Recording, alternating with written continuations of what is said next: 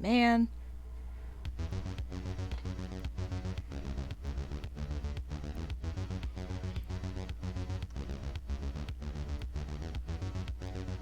There we go. Okay.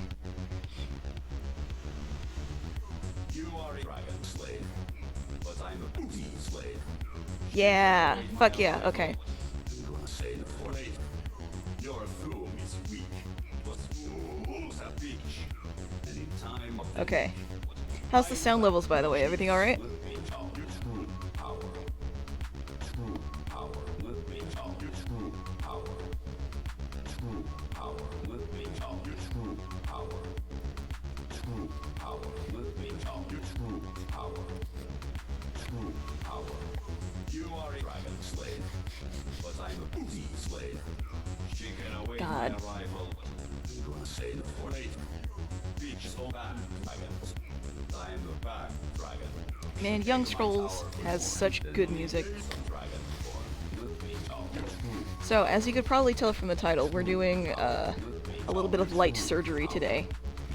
We're going to be installing those anchors that I meant to install about a couple of months ago, but, you know, stuff happened.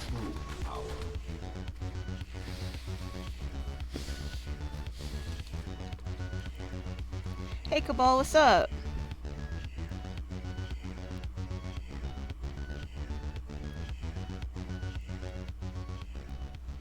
I'm going to do that. Here we go, because Mirak is supposed to be firmly in the background right now. He's not supposed to have any attention.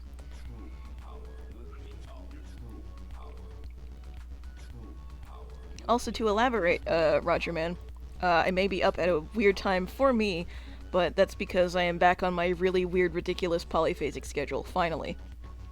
So I'm actually feeling a lot better than I normally would. I'm feeling a lot better than I have for most of my life when I am operating like this. Which is just a little bit bullshit. Just a little bit bullshit. So what's currently happening is that I am getting exactly 3.5 hours of sleep total per day. And I know that sounds absolutely ridiculous.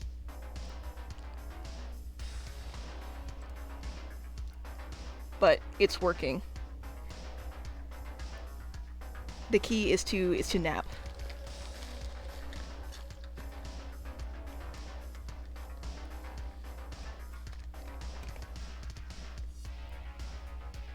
The key is naps. Because what they do is that they kind of force your body to repartition your sleep. This is what we're after today.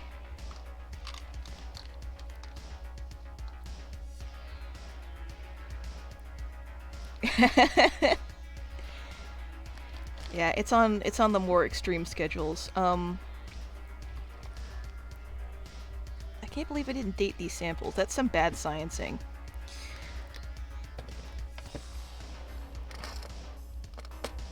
Let's see, I don't think I'll need those.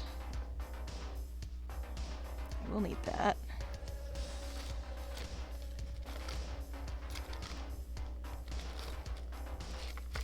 Definitely that.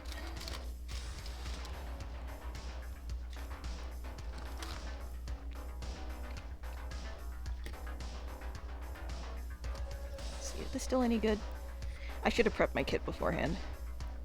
This is really bad science, you guys. Do as I say, not what I do.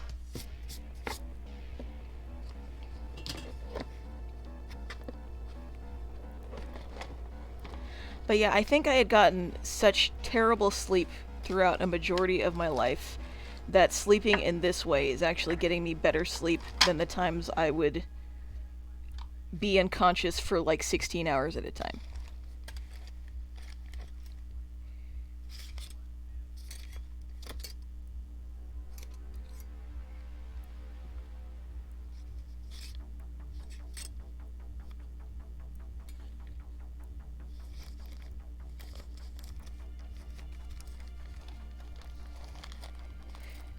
Okay, so, as I had mentioned before,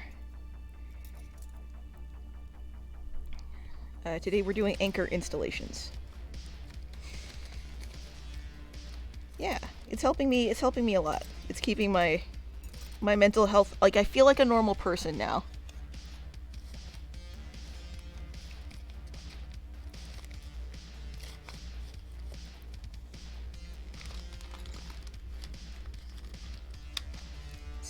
Do I not have a seam dilator in this kit?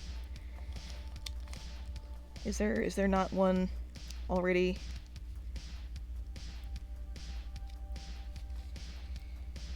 No? Okay.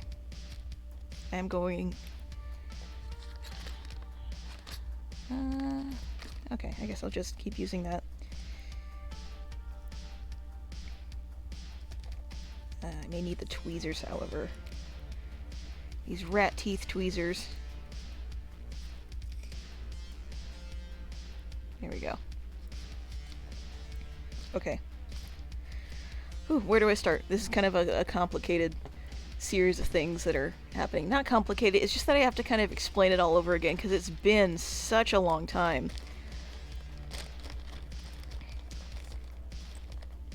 What I am doing is a series of projects about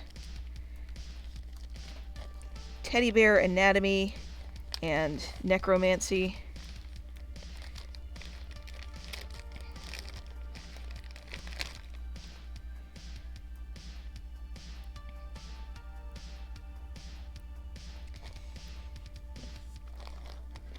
There's a lot of cool props involved. I made a lot of these. It all looks like real medical instruments, but they are not. I would like to reiterate, they are not real medical instruments.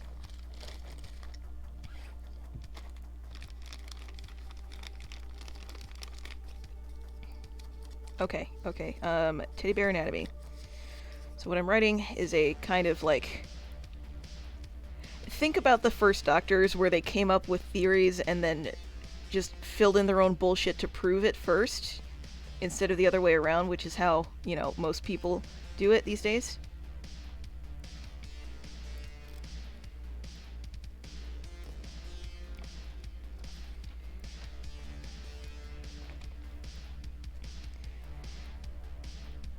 So I'm kind of bullshitting in a very convincing way about how teddy bears work, which also involve things like human psychology and attachment systems and all of that. Put that over there. Hopefully that... Okay, good. That stays in frame just enough to be spooky. That's all I need.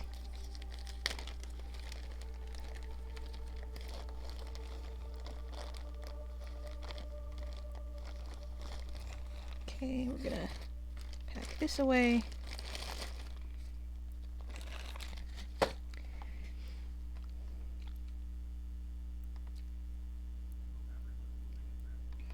And the current series of experiments that I'm working on right now is making a kind of Frankenstein monster type thing. And so what I did was that I went to the local thrift store and I got myself a handful of subjects that I'm going to combine into one creature and see how they all react psychologically. Now what I've done is that I've kind of left them in a bag to kind of marinate in the house's energy, kind of. And today I'm going to install them with anchors. Now anchors, one of these things, they are objects that kind of hold on to their essence. And they're going to be kind of convenient in a practical way whenever I publish this book, because it's also about, like, general care, maintenance, methods of upkeep. And this is going to be super useful for people who have really strong attachments to their stuffed animals, because you get one of these, you put it inside, and eventually it kind of absorbs the animal's personality, kind of their spirit, which is why this is like part of the necromancy part. And what happens is if the body gets too ragged to continue on, you can take this, put it in a new body, and it's still the same stuffed animal. And so what I'm doing here, in order to make this Frankenstein's monster, I'm going to install anchors into these stuffed animals. I'm going to wait until they fully develop their personalities, and then I'm going to remove the anchors, Frankenstein them together, and then put all the anchors inside at once and see what happens. It's going to be a little bit interesting. I'm not entirely sure if I could use all of them. We're going to start with this guy. Mr. Porcupine. I kind of fucked up when I washed him, because now his fur is a little bit burnt at the edges. That's kind of the problem with like polyester fur, is that you cannot put it straight in a dryer. That's a thing that I learned recently, is that you can't put it straight in a dryer, because then the ends start to melt and then you get, you know, kind of matted fur no matter what you do. So this guy doesn't really need much preamble because he's dead. He is completely azoic. There is nothing inside right now. Because he came with a massive head wound.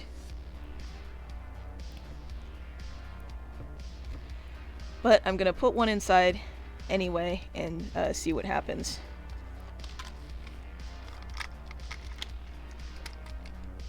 Like, this thing is completely dead. There's nothing inside. Too much damage has occurred, or maybe he hasn't had enough interaction with things. And we're gonna choose a pretty plain one.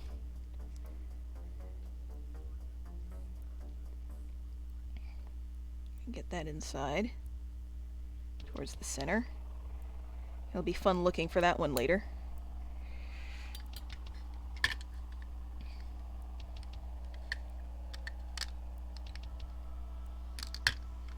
Wait, who's preventing me from... Is it you? Yeah, it was you. Okay.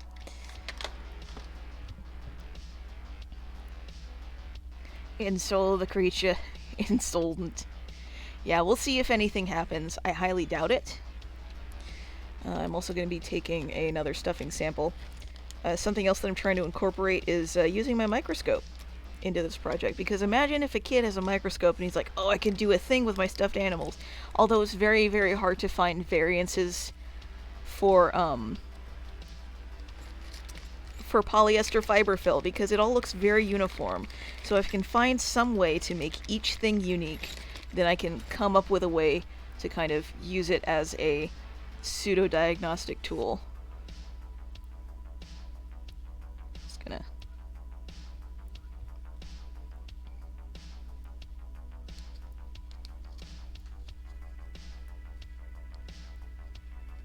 Come on, open, you son of a bitch. Open, there we go.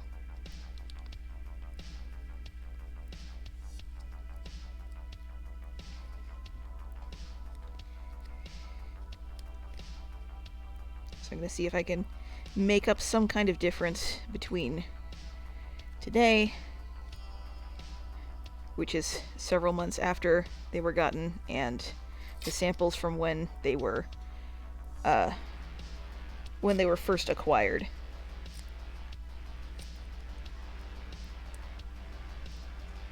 I can't believe I didn't get a writing utensil.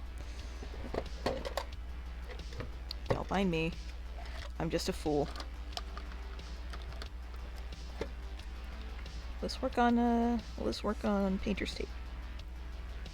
No, and nothing works on painter's tape.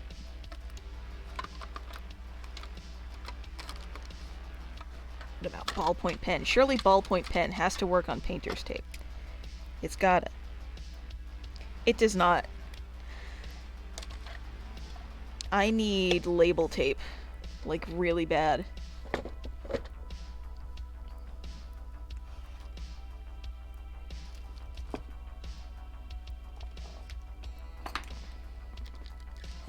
What about you?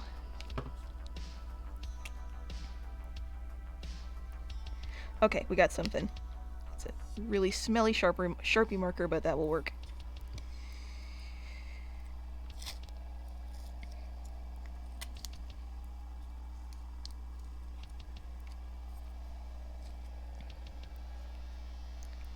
Okay, February 8th,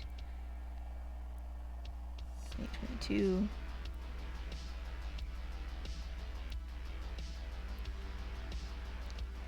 It's barely working. It just needs to be legible enough for me to... Oh geez, okay. So this is what just happened. I forgot that this was a double-ended marker, and instead of getting the cap for this side, I tried to do this. And now there's some ink on my hand. Great. Good going. Good job. Good job.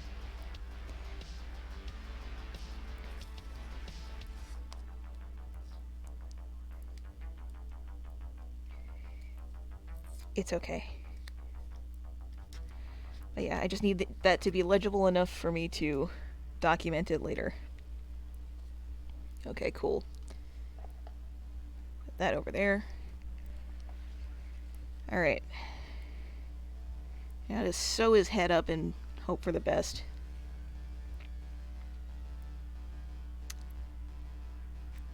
I didn't get any needles out. What the crap, me?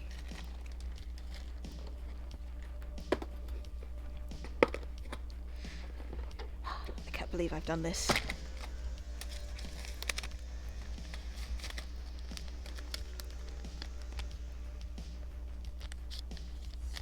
Yeah, you'll work.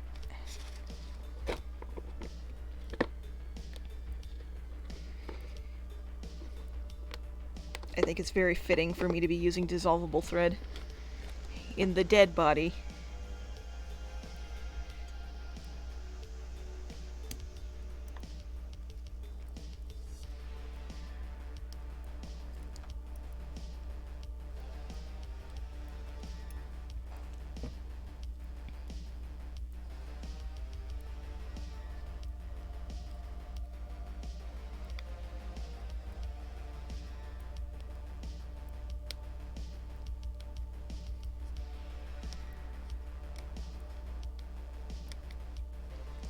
Did you know that you can get really like cheap sutures online, just like this, because they are expired and no longer really good for institutional use. However, they are a-okay for things like maybe first aid kits or things where people won't sue you. Okay, let's see if I can get a decent angle. I'd like it if I could actually see. I don't know. Just fucking dump it all out.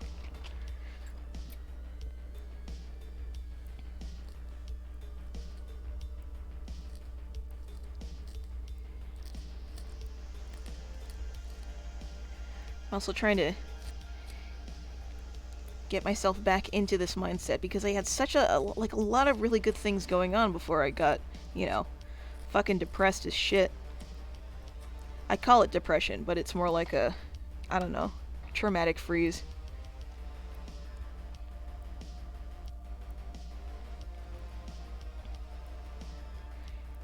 Hey, Mr. Fish Pie. Very likely. That's really interesting. Also interesting that they can be resold. Yep, they can. Let me take a look at one of these packages. Yeah, here we go. This one went in. Hold on, let me make it so you can see. January 2018, and it's like perfectly good, like you know, medical materials. It just can't be used in places like, you know, large hospital settings. But yeah, like abso-fucking-totally.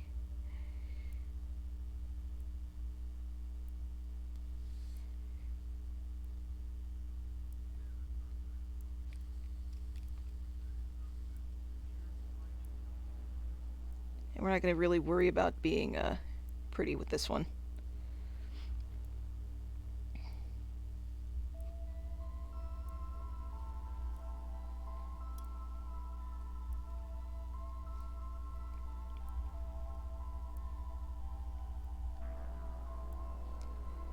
Some of them are dissolvable, some of them are just nylon. And you potentially could recoat them, but you would really have to know like which, you know, which antiseptic is safe for internal use.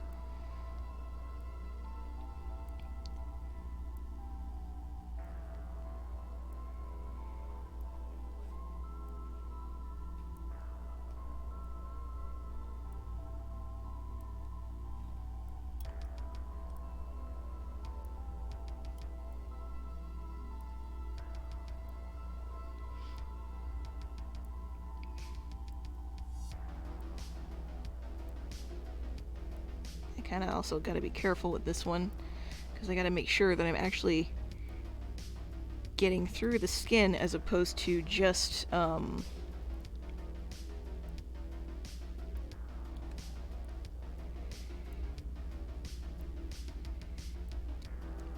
kind of hooking into the fur.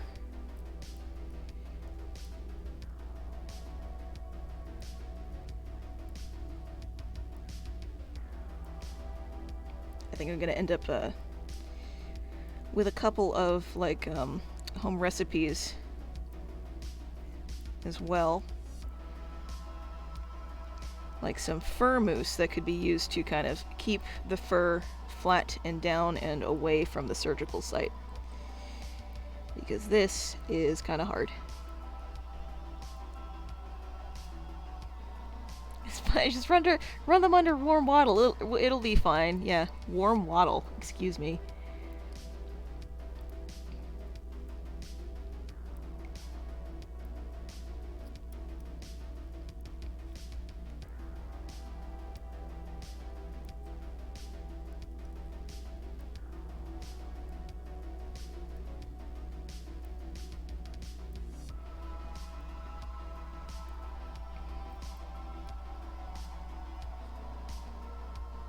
Man. This is the part where I regret using this one and just wanting a plain thread one. Because at least I can wax the plain thread ones and don't have to really worry about being super sterile or anything. This thing is pretty springy and all over the place.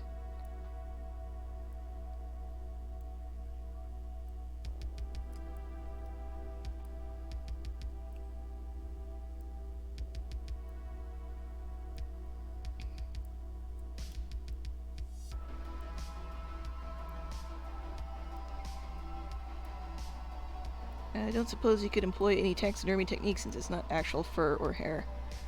I have no clue what they do for this in taxidermy, because I assume everything just fucking stays where it's supposed to and doesn't tangle because it's not made of plastic. If I really got frustrated, I could just kind of burn the plastic. Just kind of wave a lighter over it for a second and scorch the ends. There we go.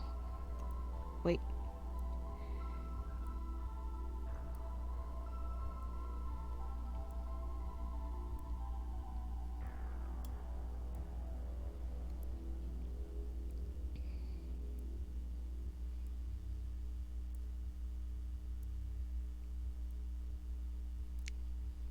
Damn, I thought I got it through already.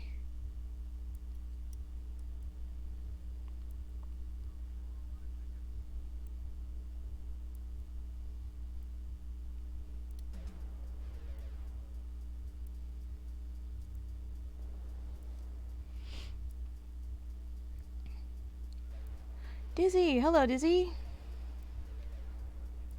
You are here! Here is you!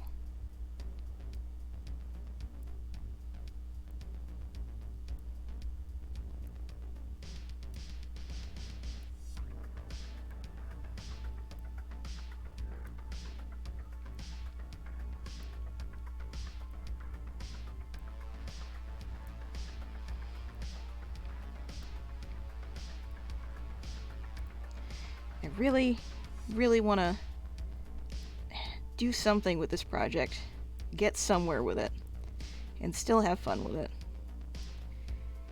Because I have so many ideas that I never ever got around to. And I at least want this to be the one that people get to see. At least a little bit of it, you know? And what's the problem?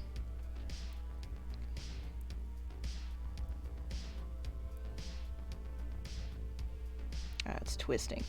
I see.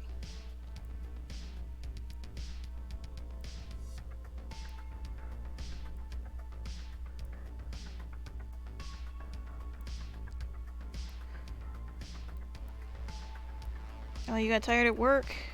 Oh no! It was pretty busy over there, huh?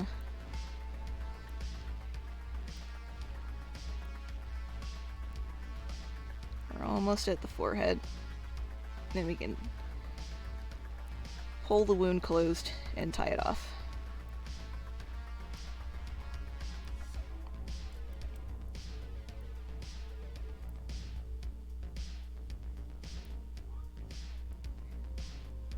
Well then, it's a very good idea. Well, it's a very good thing that I sent Cabal on his mission earlier, because there are treats waiting for you.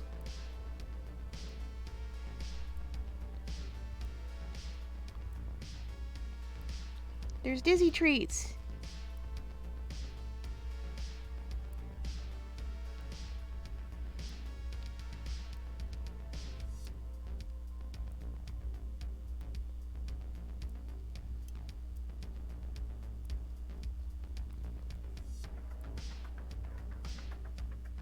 Okay.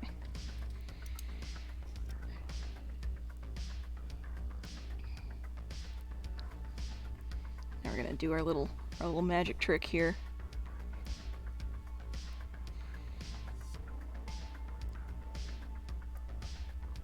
There we go.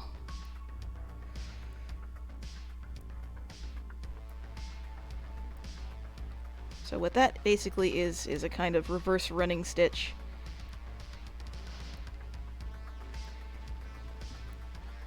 And it makes it nice and invisible underneath. And now I just gotta find a way to tie it off really quick.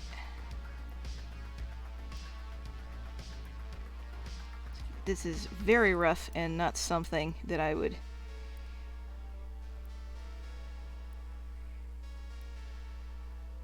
normally be doing. I'd usually have a much finer stitch. But despite all the time that I took to get ready, I didn't prep my tools.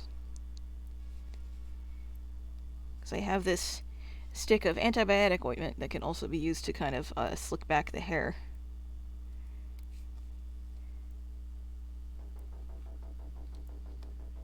That's 2. Man, it's really hard to make knots in this.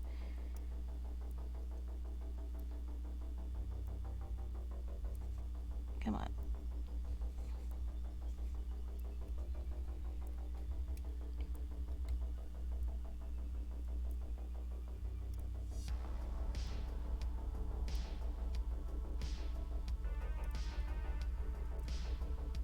And 3. God, that's rough. Okay.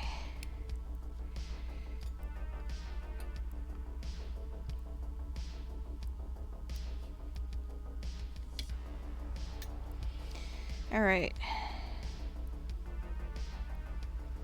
So that's good. Let's see if I can reclaim some of this.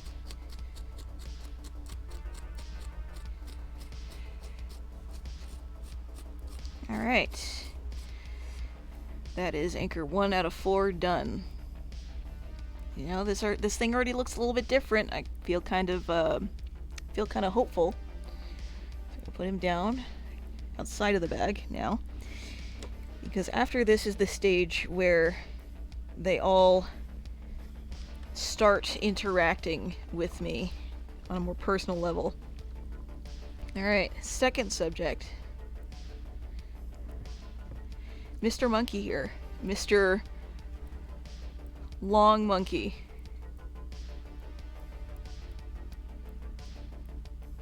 Very strange specimen, but I could not resist the posable body. And that will be very, very, nice to work with. But we're actually just interested in the head, because that is where the face is. One of the ways that you can make absolute sure that a stuffed animal is completely dead is to remove the things that allow you to connect with it, like the face. So if you completely deface a stuffed animal, it will die.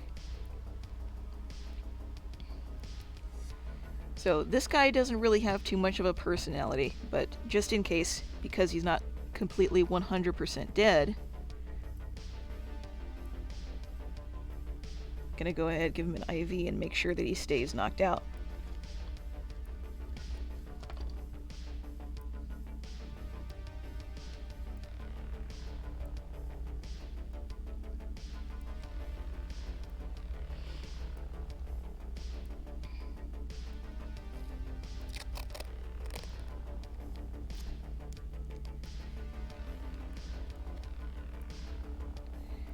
What about stuffed animals made with no face in mind, but people still get attached to? It is about, it's about their defining features. What made you attached to them in the first place? So if you say you had a Slender Man plushie, right?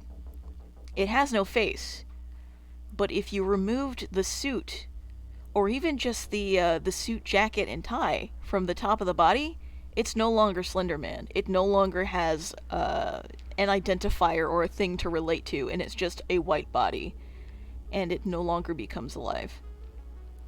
And even things with dolls that were made to be completely white, if you remove the limbs and they become something, you know, say this was already faceless, if you remove all of the limbs and it's just, you know, a round head and a body, it just looks like a weird pillow and it's no longer a living thing.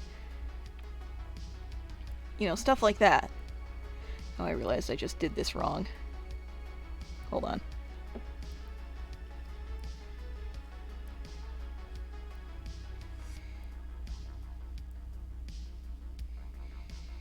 Whoopsie doodle.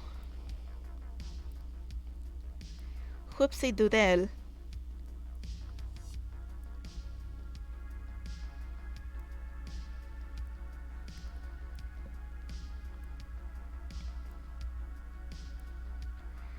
I installed it the wrong way. It's supposed to look like this. Where's that spot again? Here it is.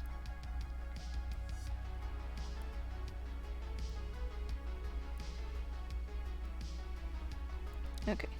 Hopefully that stays put. Good. We're going to be going in through the back of the head here.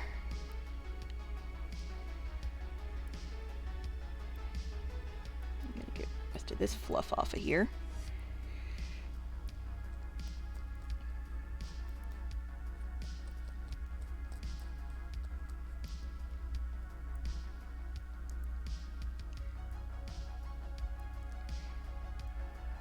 Yeah, Mr. Game & Watch, it still applies.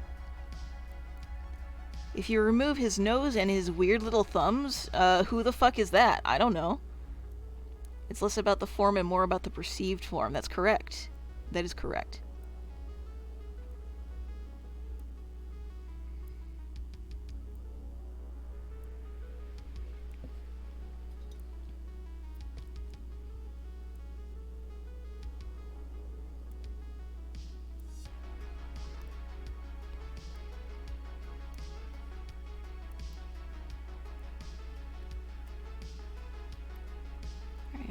Where is it?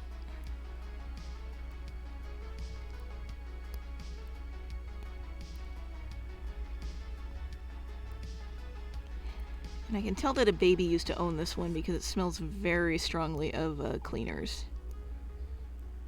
There we go. Now we've got an opening.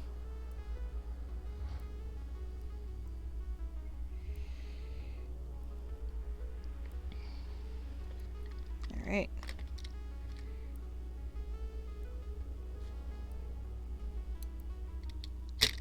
I'm going to choose ones that are fairly identical, just to make sure. Well, actually, before I do that, I'm going to go ahead and actually make sure that there is a path open. There we go.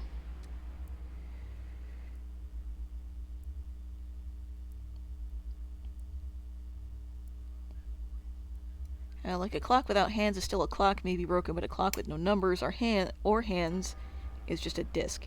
Exactly.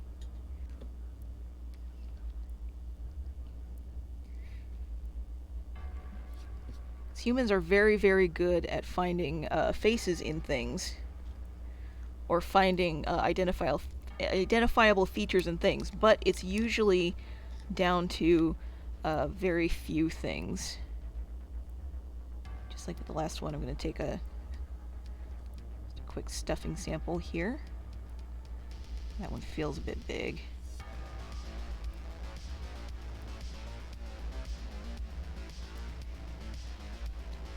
I'm just gonna mad scientist my way through this project.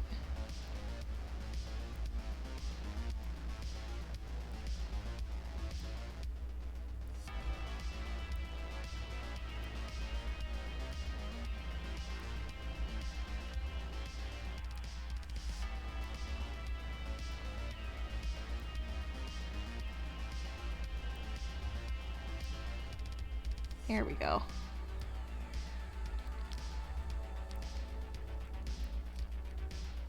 Perfect.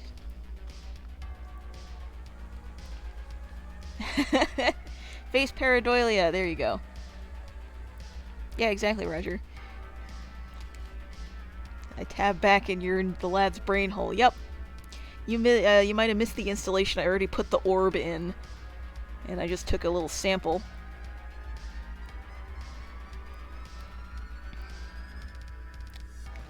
And now I'm gonna go ahead and sew them back up, and then we're gonna see how things pan out from there. I wish...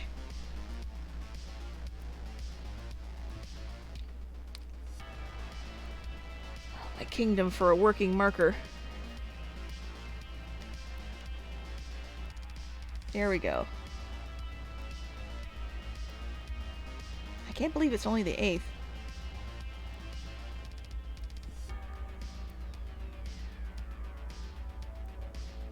September, October, November, December, January, February. Okay, it probably excuse me, it probably has been about 6 months.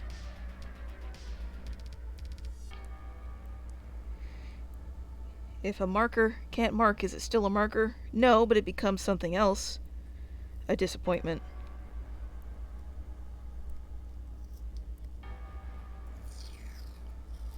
Also, I forgot if I asked you, how are you doing today, Mr. Fish Pie?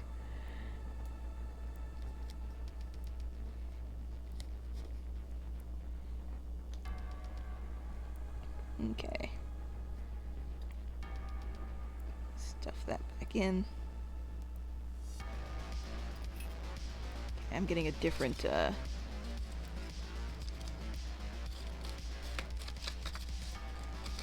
Something else I regret about these purchases is that they are single use, which means that they are a needle that's kind of just been clamped onto the end. Instead of, oh. Well, I guess that's the end of that one. Instead of a curved needle that just has a hole in the end of it. But I'll just keep on as is. I'll get myself a proper set soon. 'Cause I didn't read close enough.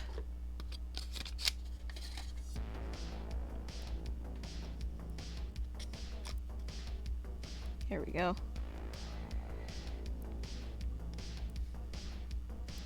Oh no! That might also be part of the expiration date. Is that these threads are starting to break apart.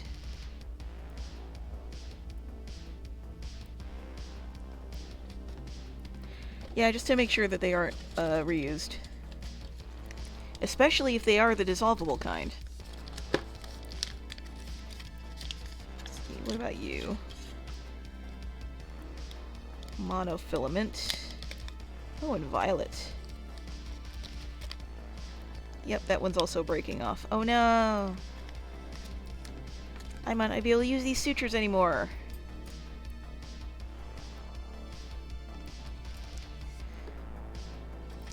I mean, to be fair, a lot of them have been opened. What about you? No? Okay. Alright, I'm gonna Since this is already open, I'm going to use up the rest of it, as much as I dislike the texture. Then I'm going to go ahead and get a...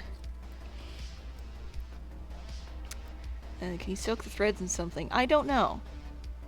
I don't know. I'm just going to get a regular needle, even if it does end up being a little bit unwieldy in the end.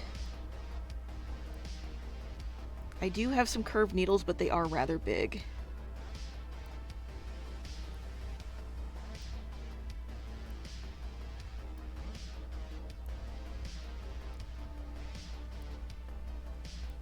White spirit. Let me see. Would that be vodka? Is vodka a white spirit?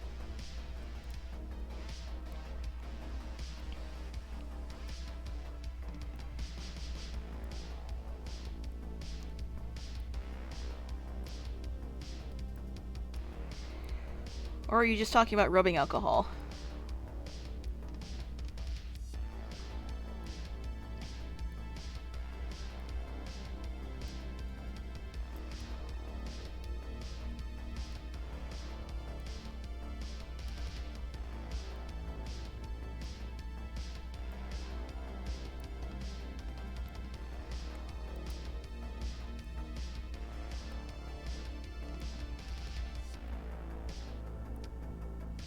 Get out of there. There we go. Wait a minute. Now you're still wrapped around him, you son of a bitch. I said get out.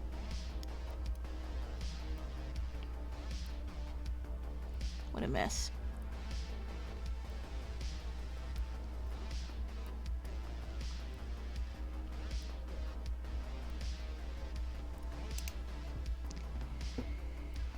Mineral turpentine, a high percent, few additional ingredients. Yep.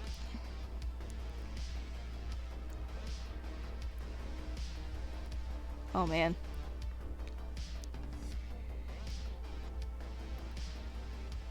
Yeah, I got these just for medical realism, for my own enjoyment. Nobody else is really required to be doing this in their own project. In fact, most of the stuff that I list will be easily accessible to other people. I just like feeling like a mad scientist sometimes, you know? It's like, oh yeah, I've got surgical tools. Oh yeah, what do you use them for? Teddy bears?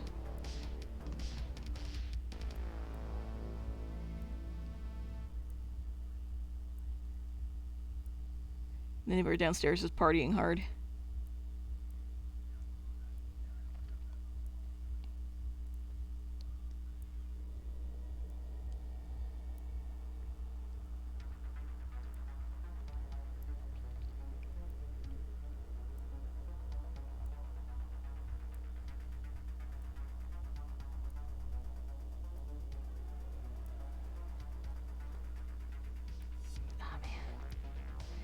Stuff is tangling like crazy.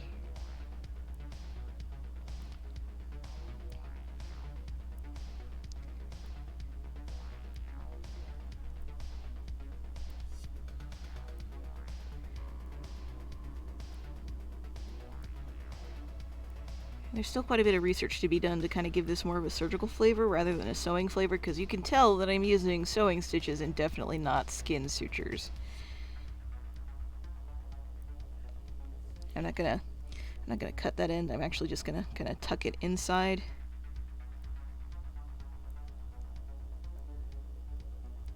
If it will cooperate, please. Thank you. All right. Now we can get back to using our super cool needle holders as soon as I straighten out this thread. Hold on.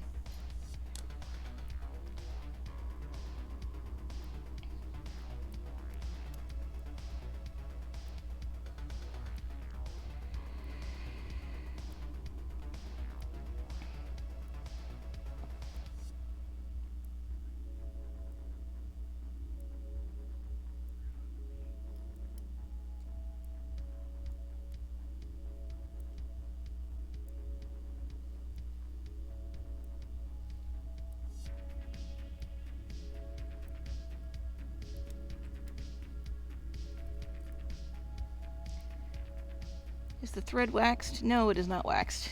I actually don't know what will happen if I wax it. It might start breaking apart from the oils in the wax. I have no clue. But I only just found out that I probably can't use my suture threads anymore.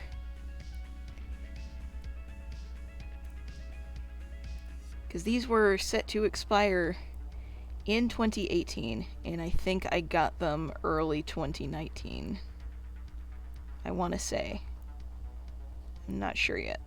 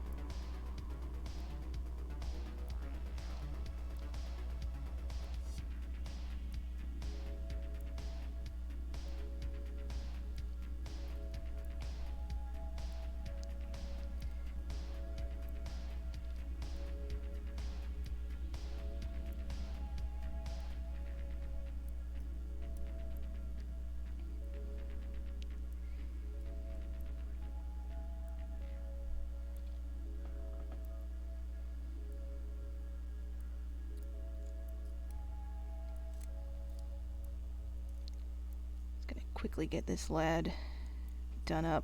Hopefully I'll get quicker at this as I go, because this is definitely not the fastest that I can go. I just have to really be cautious about this particular thread tangling. Ah.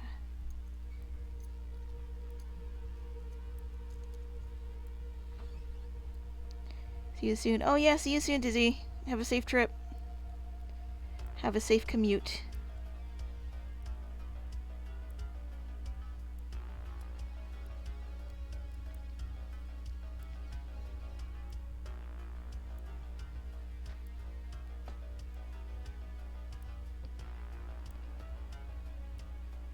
As soon as I'm done sewing up this lad, I'm going to go look over my notes and kind of refresh myself on some of these concepts and kind of read some of them off. Kind of remind myself where I was, because I was kind of I'm not gonna lie, kind of in a fugue state for about like 5 months, 6 months.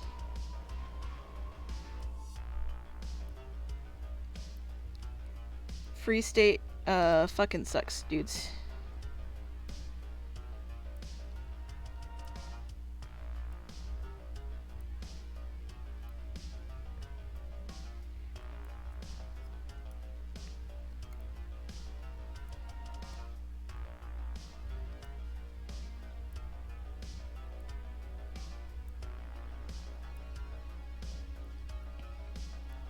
Almost through.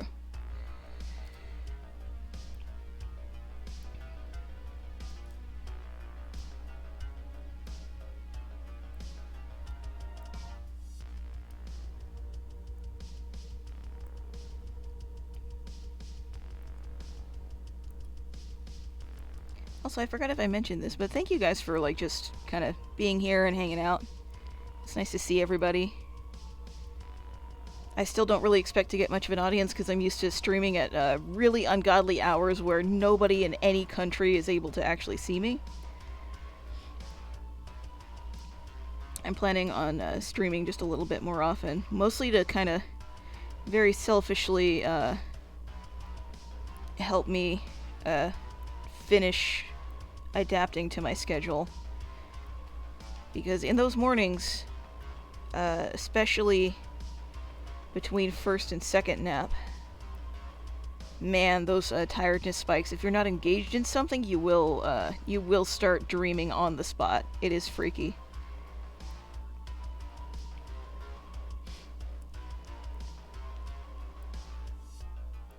I don't get to catch my streams, your streams that often, that long. It's either awkward timing, there's too much going on. It's always nice to see. Yeah. I'm really glad when you do get to show up, dude. I know people have a lot of, like, life stuff going on. And then I choose very weird, unpredictable times as well.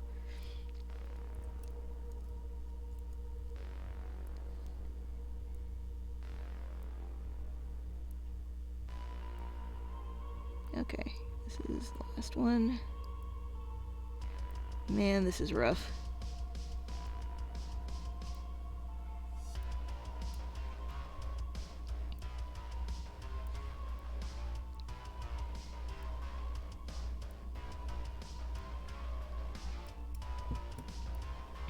Nice.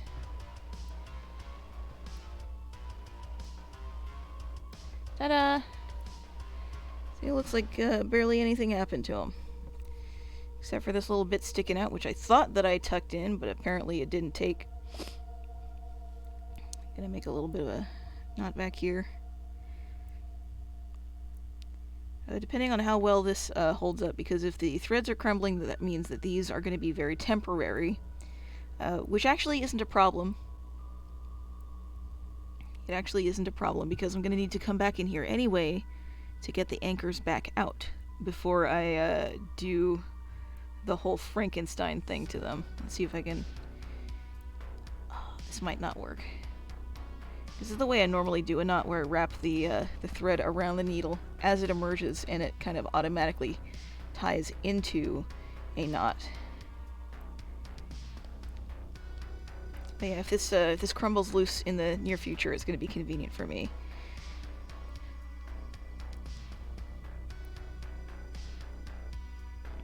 Sweet, it's working. It's working! It's working! Ah! Yeah, Roger Man's normally asleep. I forget which part of the world you're in. But usually when I, like, do a wild card stream at, like... God, I forget, like, fucking 3 o'clock in the morning or something. You were, like, just about to head to bed. Australia, yeah.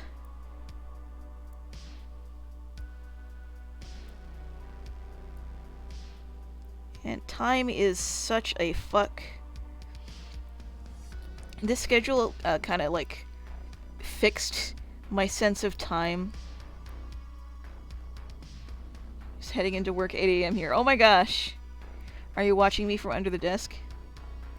Or rather, are you going to be watching from underneath the desk?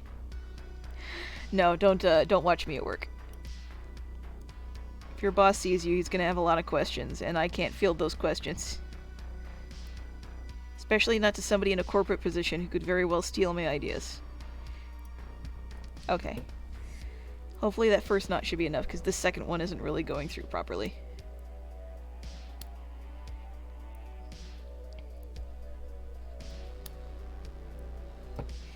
Yeah, here we go. This thing is to kind of massage the fur and the fabric back into a smooth state. Ta-da!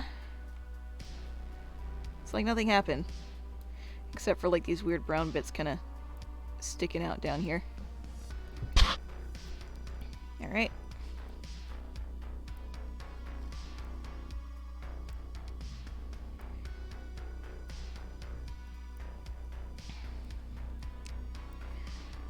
Where are those bandages?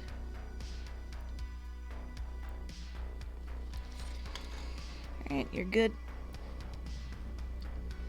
Set that one down there. And we're kind of going in order of sentience and personality. This next one I really, really, really liked, for obvious reasons.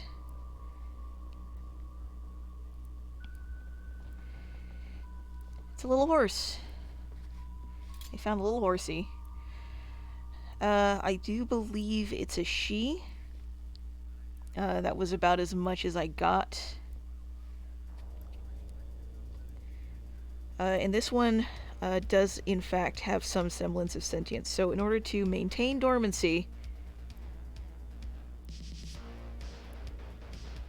it literally did the equivalent of rubbing a gray's knee and going, there, all better. Yep, pretty much. Okay, if I can get this on correctly, that would be nice. So because this one was showing signs of sentience before I left them to induce dormancy, in order to maintain that dormancy, I'm going to cover the eyes. A lot of this is kind of a psychological back and forth. These things only have as much sentience as you give them, and human nature is very, very apt, very, very prone to giving objects sentience. So if you can avoid looking it in the eyes, it will take much longer to wake up.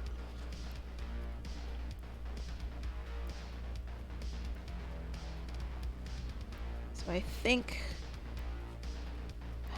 let me see. I wonder how far we can reach. Because she has this, as you can see, she has a tear in her hoof, and I wonder if we can reach up through the hoof and into the body cavity to deposit the anchor orb. Because that would be super convenient.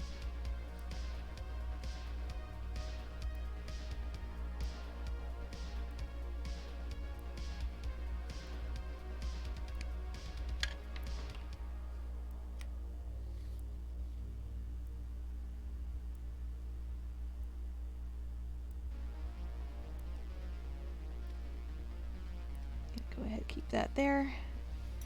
Hopefully that'll be all she needs to stay under. So I'm going to very experimentally just kind of see if I can reach under, because these hooves, I'm unsure if you can see this, but it's a bean bag. It's white, so I'm going to turn off the lamp very, very quickly. Yeah, it's a bean bag. It looks like bug eggs. It's really weird. So I'm going to see if I can maybe reach past it, and then up into the body cavity really quick. Yo, I saw what a hoof looks like without the hoof the other day. Yeah, like a hoof without a hoof casing? Oh my god. It looks like a mushroom, like a bloody mushroom. It is very strange.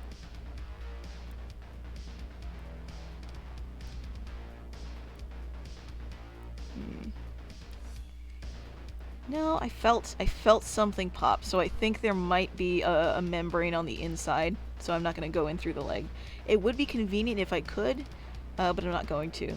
I am going to be leaving this hoof alone, however, because once she is no longer dormant, I'm going to be demonstrating, you know, some more maintenance, some more, you know, regular medical practice. I also don't think that I'd be able, because I want the orb to be like in the chest cavity, and not necessarily anywhere down here. 'Cause I feel that's fitting. So I guess we're gonna go in through the side here. Yeah, let's go in through the side.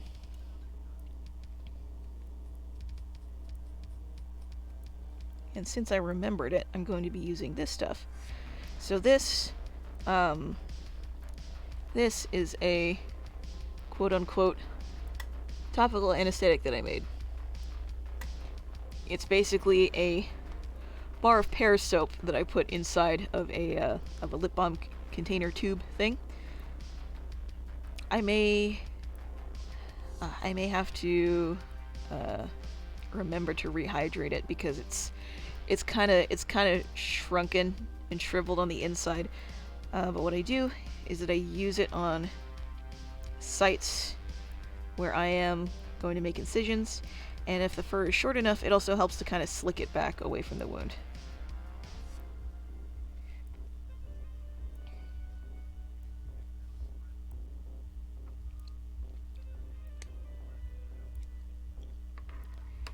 Does position of the anchor matter, or is it an extension of the belief? So having it in the head improves the diffusion. I believe it's an extension of belief, so maybe having it closer to the heart matters. Or, you know, in your case, maybe you might prefer your anchors closer to the head.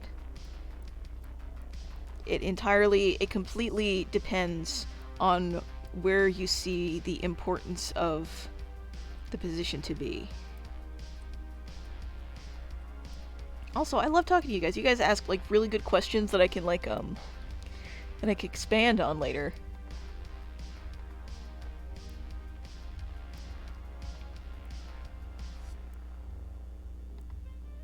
Let's go into the concept collection.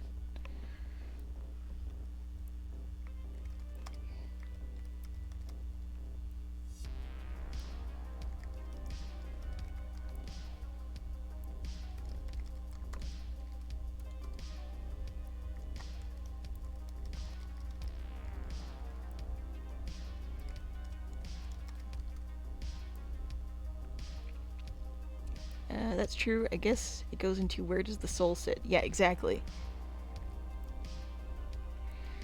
So, the reason why it's in the head of Mr. Monkey Man over here is because that's the only part of his face, that's the only part of his body you can kind of identify with as having a personality. The rest of him is just a weird tube. There's no soul in here. You'd probably find it up here. Oh, I've got a way to put it. Where would the big glowing spot be if this stuffed animal was a boss?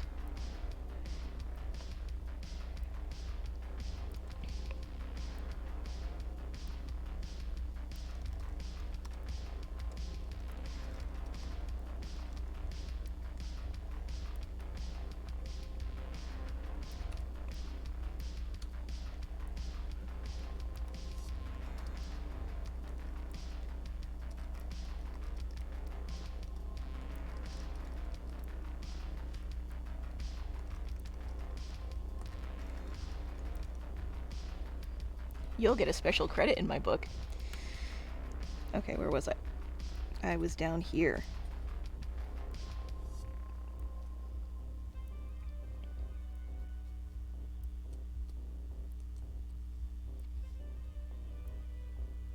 I get the seam dilator.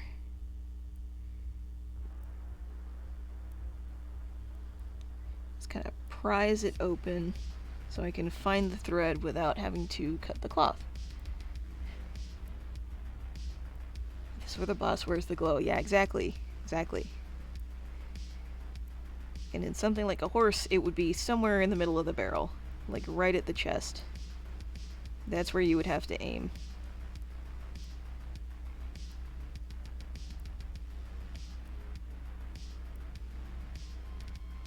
Wait, have I isolated the thread? Hold on. There we go. So you kind of used it to kind of isolate the thread here. And now I can cut it with the scissors that I never put back in the right place.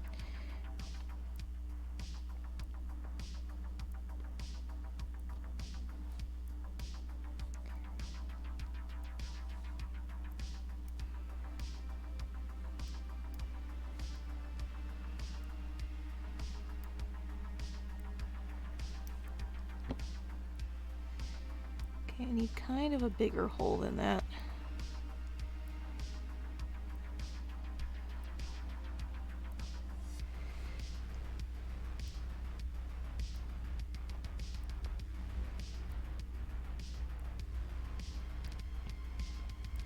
Also, I think it's amazing that you can just go onto eBay and get medical tools.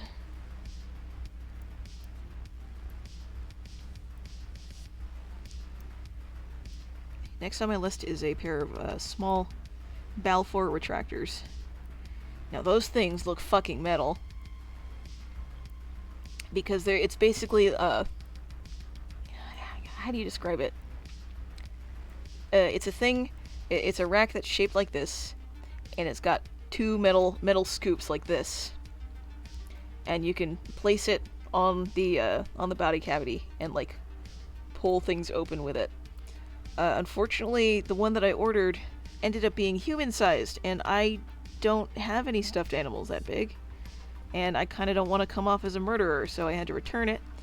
Next time I'm going to get a veterinary size, which is much smaller, and probably much better suited to working with stuffed animals. Because part of this project is also the installation of various organs and structures, implants, skeletal systems, very much like how Mr. Monkey Man back there has a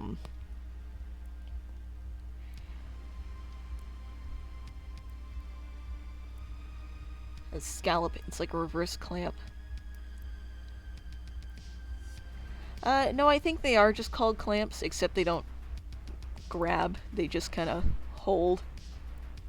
I could honestly make some with hangers, with wire hangers, but I prefer the whole scoop.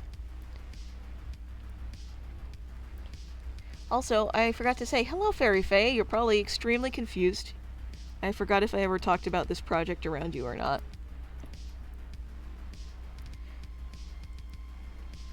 This is a very long-standing, theoretical, pseudo-scientific, kind of weird,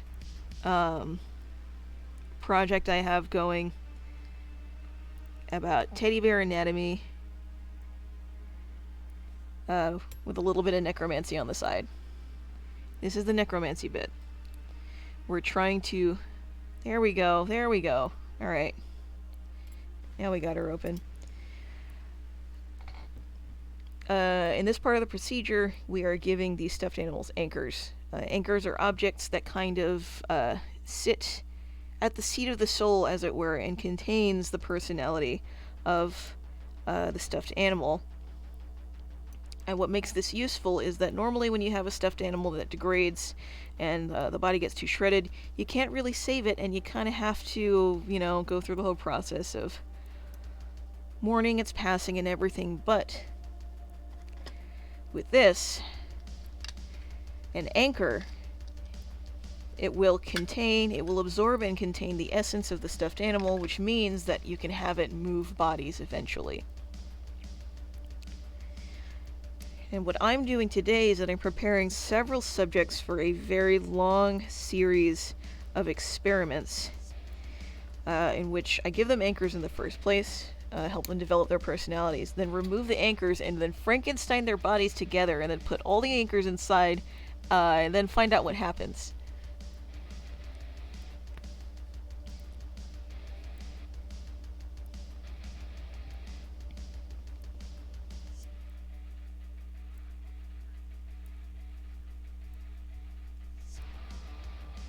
Okay. Pull on that.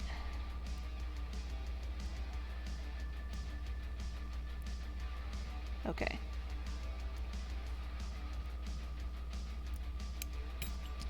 Cool.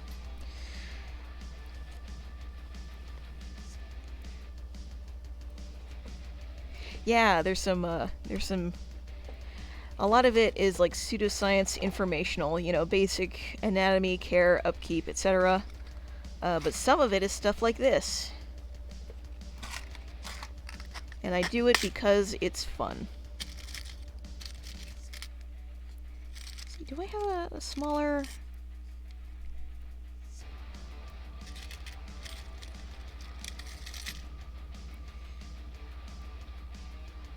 I'm gonna need your smallest and sharpest curve, please. Gonna have to do mattress hooks.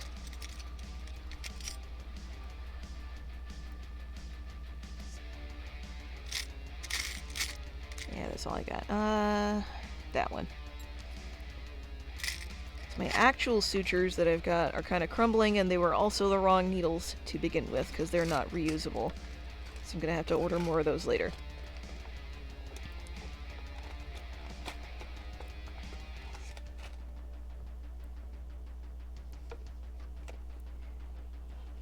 Just realized that the same concept can be applied to the Power Rangers big robot. They all inhabit an individual limb, much as these beings will inhabit individual areas of one larger being. That's correct. Except, I don't know what else might happen. Maybe they might start blending into one being. Maybe some weird psychological stuff might start happening. Who knows?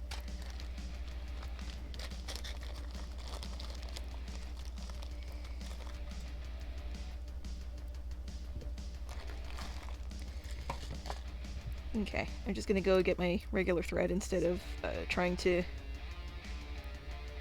deal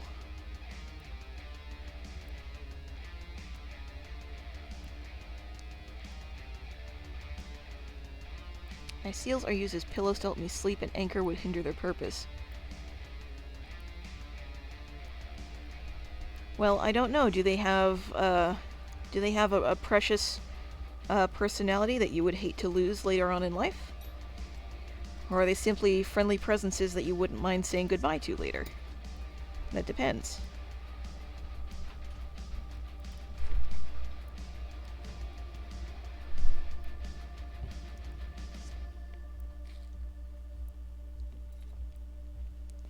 And of course, none of these are 100% necessary procedures. A stuffed animal can live out its life without becoming effectively immortal. You know, it's not a requirement. It's simply something I'm doing just to see if I can. Which is kind of the root of all mad science, isn't it? Where is my wax?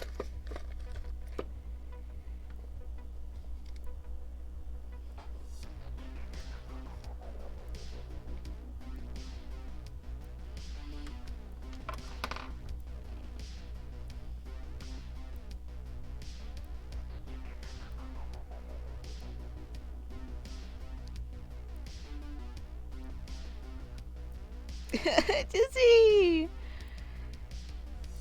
Welcome back! So, what I'm doing is waxing this thread. Usually you'd use beeswax. I have cheese wax, because that's all I had at the time. It still works, even though now it has kind of a red tinge, but as you can see, the thread is no longer coiling in on itself. And I can kind of work freely now.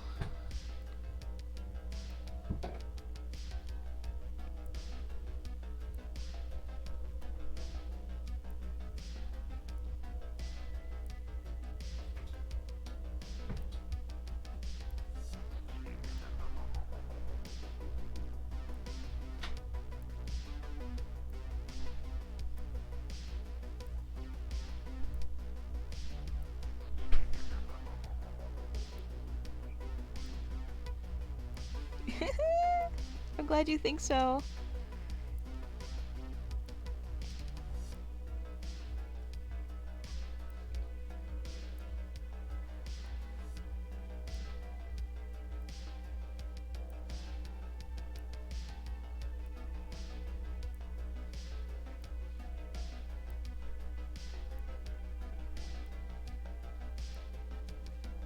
Get in there.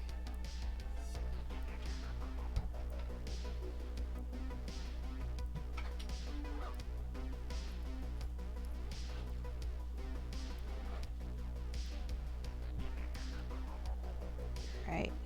Nice.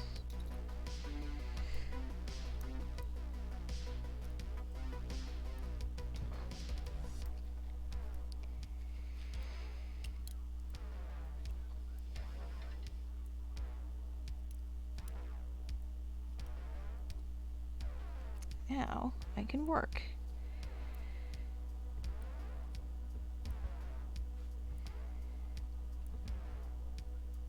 The stitches definitely won't be as tight if I had a smaller curved needle, but I can fix that later. These stitches are very much temporary because I'll be coming back later.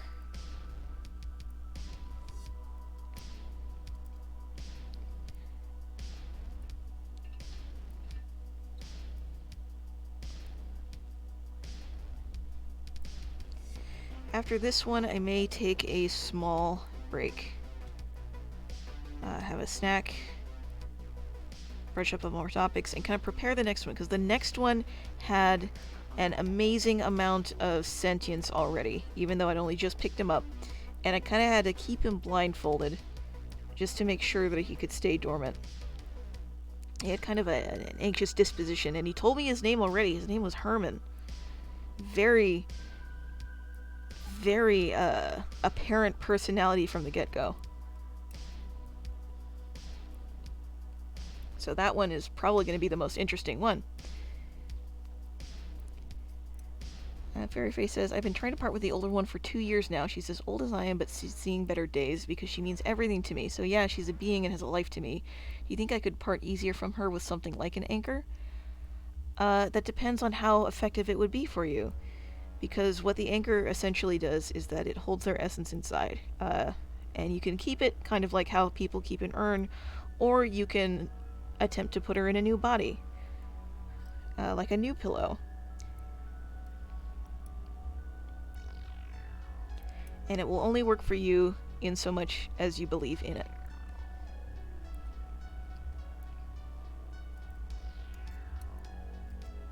But in the context of this universe that I am building, yes. Absolutely yes.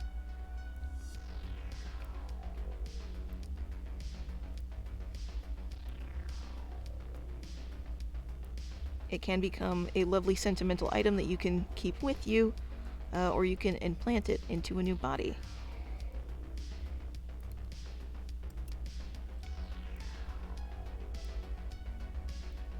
And it does not necessarily have to be a marble. It could be any sort of interesting object that you think would best hold them.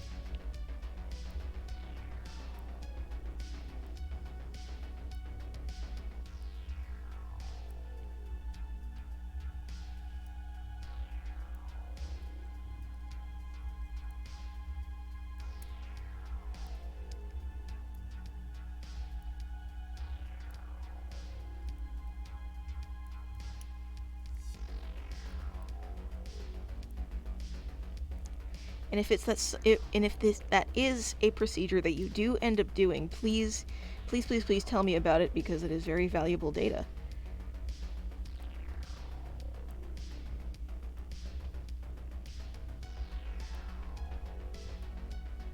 I can't. I realize I keep on dragging everything toward me and off the table, which is very awkward.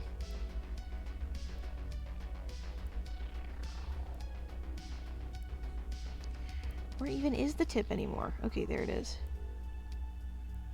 I had to find it again.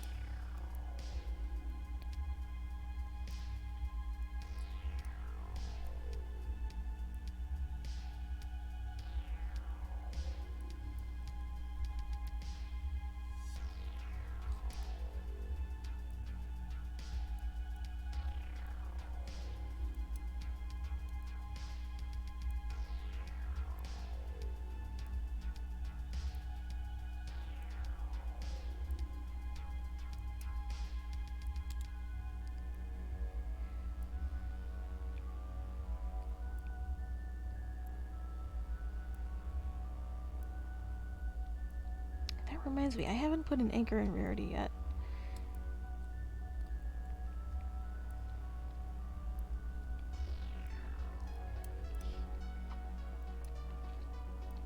How long would an anchor need to be placed? Is it dependent on them?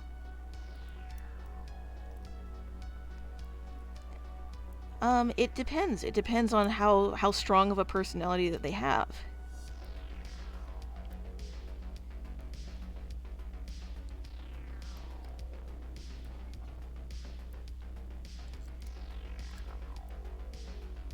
Because if they are very much loved and very lively, it'll likely take only a couple of weeks.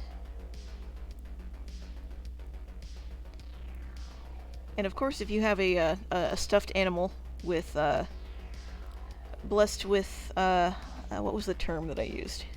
Hold on, I gotta look at my glossary.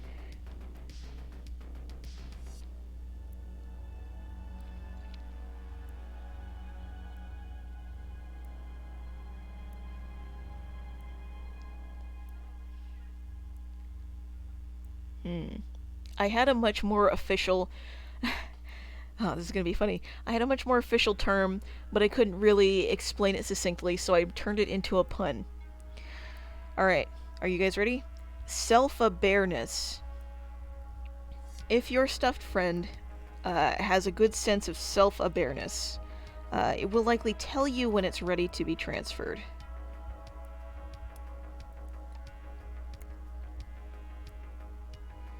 Especially if you have a good rapport with it.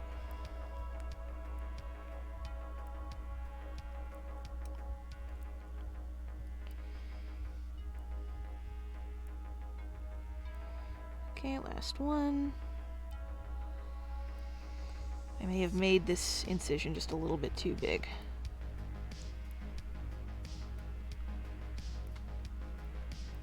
But that will be a-okay in the end.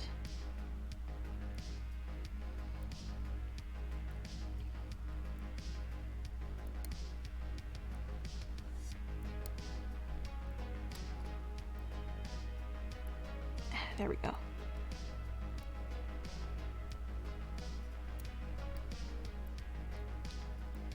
Self-awareness is a solid term. Please keep it. Okay. There we go. Because the original one had something to do with diegetics, which is you know, I'd stolen it from the abstract of, like, you know, diegetics in film and theater, which is are the characters aware that they are in a film? You know, is this music diegetic? Is it happening as part of a stage play in the story, or do the characters not hear it because it's just a part of the film? That kind of thing. Okay, let's see.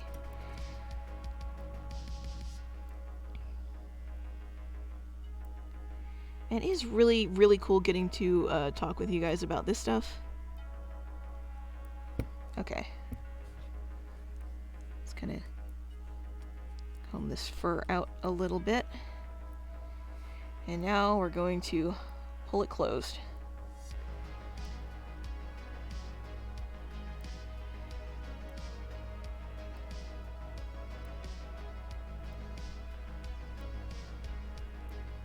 There we go.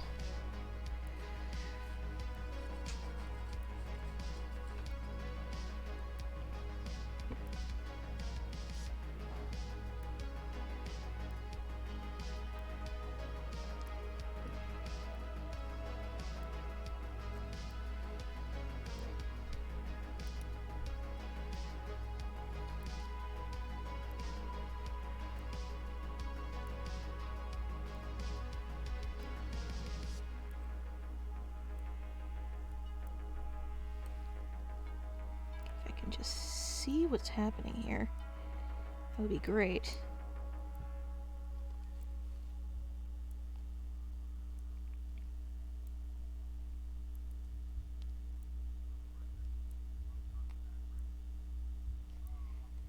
But yeah, actually getting to, like, talk and theorize with people has been really, really nice. So I really appreciate you guys attending and being curious about what I'm doing, and, you know, it's nice.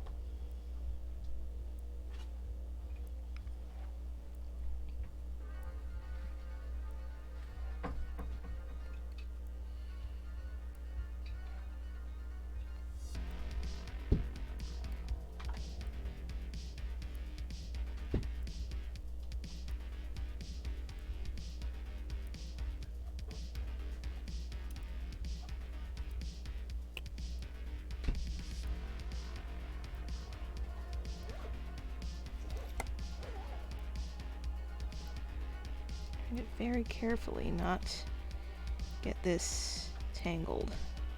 There.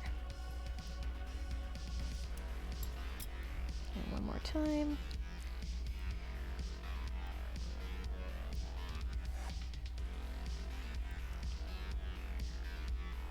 Yeah, there we go. 1, 2, 3.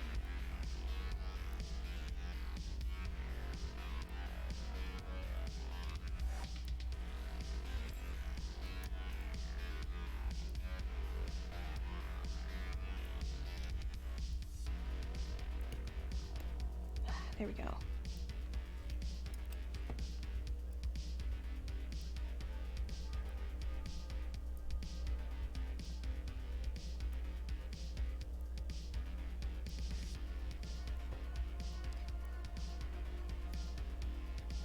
Awesome. That part is now finished.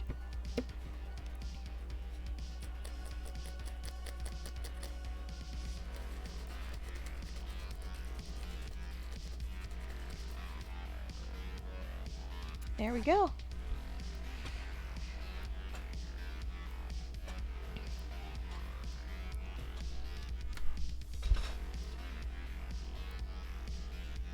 Okay, let's get this carefully removed.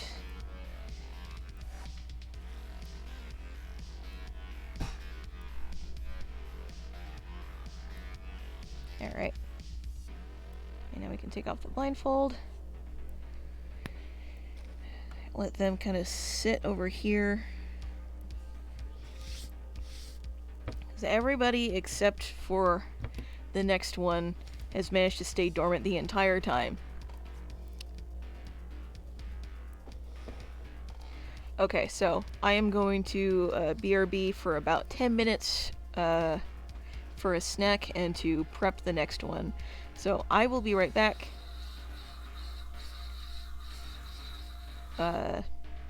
You guys should probably get like some drinks and some snacks too. Do whatever. It's okay. And just in case I don't see you again, I hope you have a really nice day. Let me see. I gotta set up the thingy.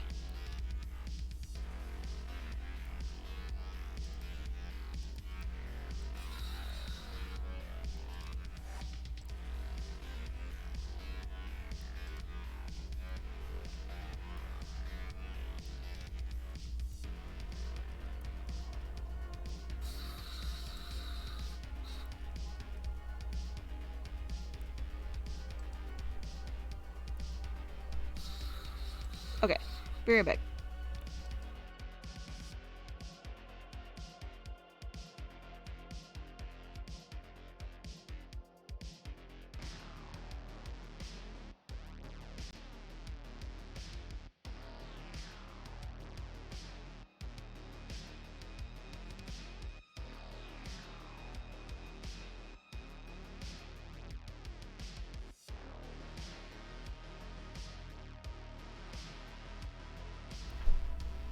Okay, I'm back.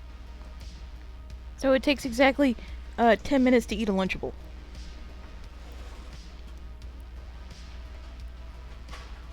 Also, Fairy Faye, what did you have for lunch? Was it delicious? I hope so. Also, as I was prepping the next patient, I realized that I had completely forgotten to take a sample from this one. So, really quick. Thankfully, I still have the topical anesthetic on. And they shouldn't feel anything, even though they're waking up. Gonna try and find a way in.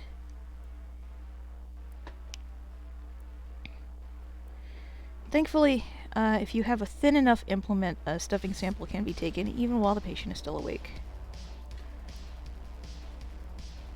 It does not require general anesthesia. Sweet.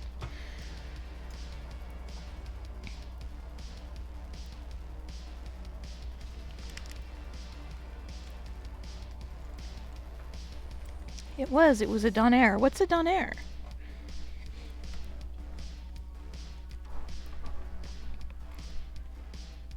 I have never heard of that before. It sounds like an airline. I'm gonna be completely honest with you.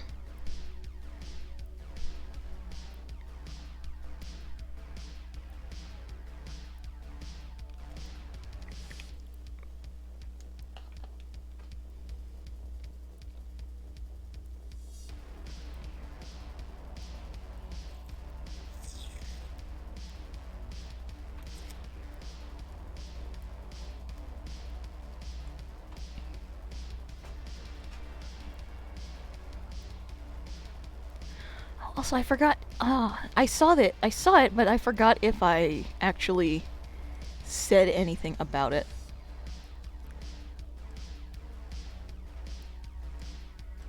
But wait.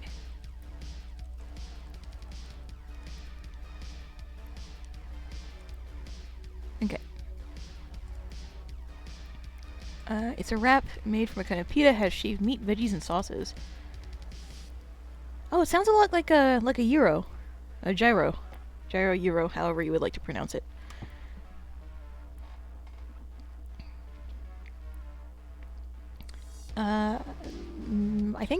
because Mr. Fishpie said that the music was on point. Thank you. And also, here is what is currently playing. As soon as this little keyboard will connect. Oh my god.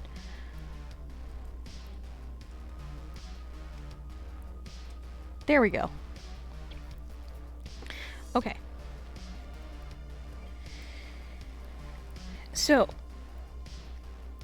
here is the last patient. I will not be saying names until they are completely and fully under. And I think this one we can go through the tail for their IV. And you may be wondering why their head is so thoroughly wrapped. And that will become extremely apparent by the time we unwrap it at the end.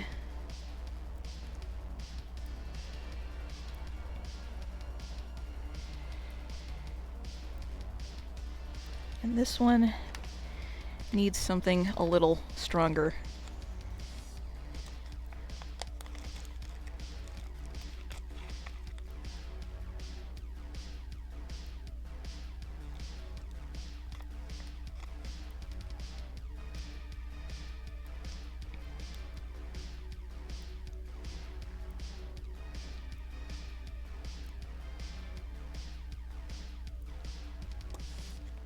Yeah, hold on.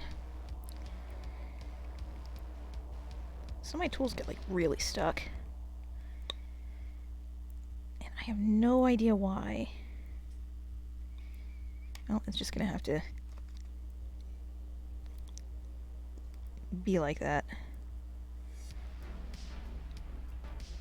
So I would like to reiterate that none of these are real tools.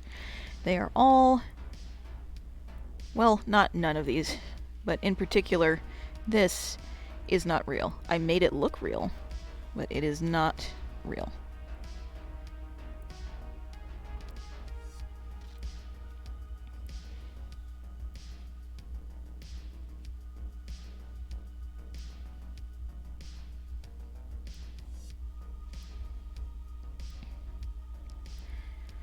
Mr. Fishfight says, I'm going to shoot off for the night. It was a delight to get to pop in and see what you're up to for more than the 5 minutes I usually get. Take care. Have a lovely, lovely rest of your day. Oh, I hope you do too. I hope you do too.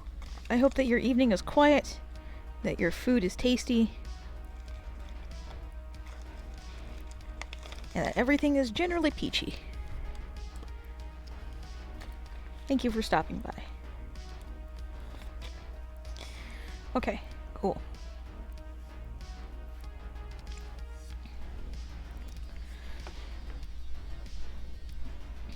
So we're not saying names at the risk of waking them up a little bit early. They're extremely, shall we say, expressive. They have a very high, let's see.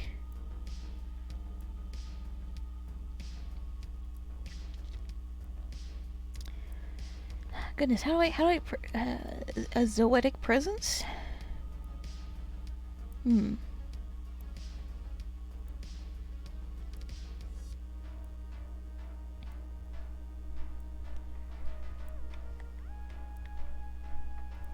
kind of looking at his document.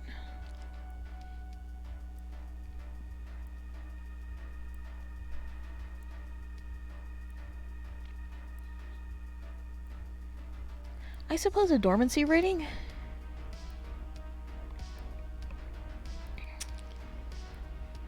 Bye-bye. Yeah, I suppose, just very, very much alive. And also very, very nervous. You can already see he's got a very expressive, frown going on. So we're gonna kind of do the same thing that we did to, the horseback there, where we're gonna try and get the orb into the general chest area. This time I'm gonna go up the side of the neck here, as opposed to under the arm, as I did with the other one. I'm gonna take the seam dilator I'm gonna get a slightly larger one. Kind of pry things open.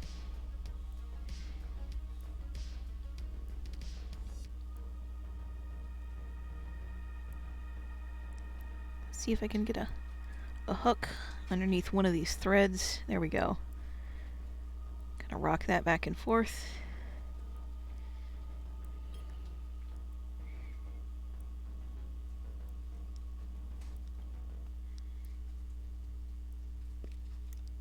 There. We get a little cut in. Nice. Very nice. Okay, so before I forget, sample first.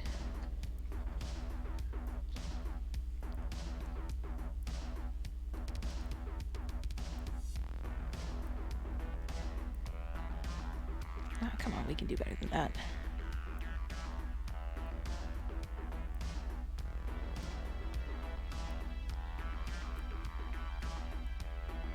There we are. That's a good sample.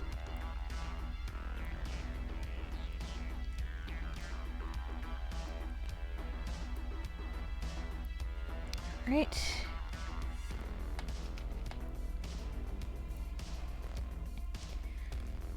Yeah, I still haven't come up with anything different that can be seen under a microscope when it comes to polyester fiber fill, because they're all so uniform.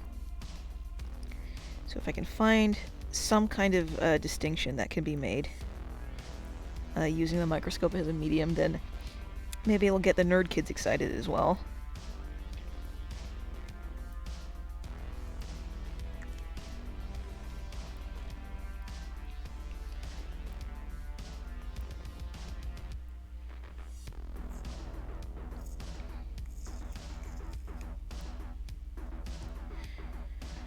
I know the description said a very quick stream, but it turns out this isn't very quick at all. I thought it would be quicker, but it wasn't. But I don't mind that so much.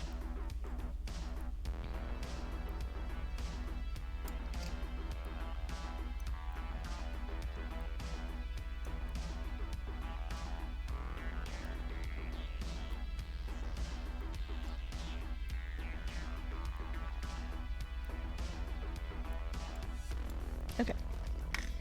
Let's get that orb in there. There we go. Here's the last one.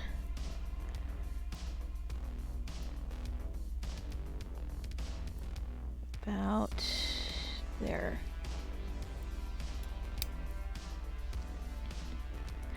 If I had an X-ray machine, you know I would be abusing the shit out of that.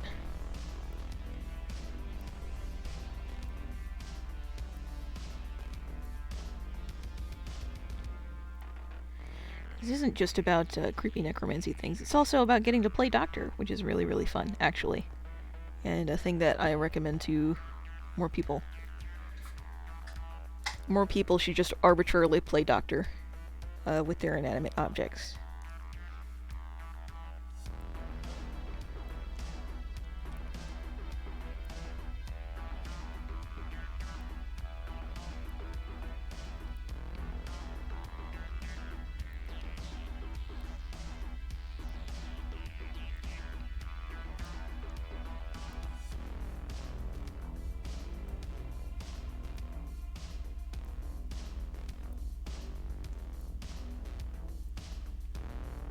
Oh, I see.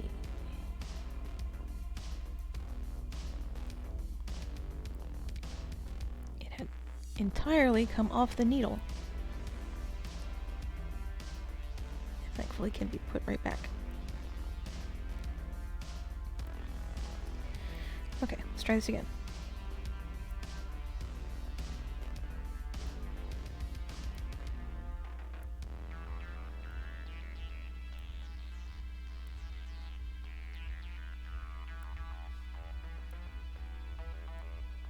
This one, I think the skin of this one is pretty fine. So I don't think I'll be needing the needle holders. We'll see in a second, though, how much resistance it has.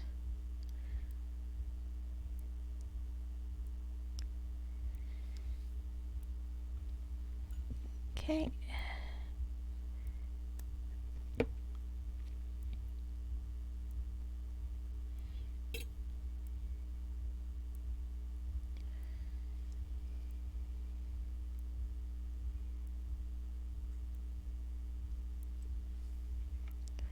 Where music? Where music all? Okay, I think it's just a very, very long transition into the next one.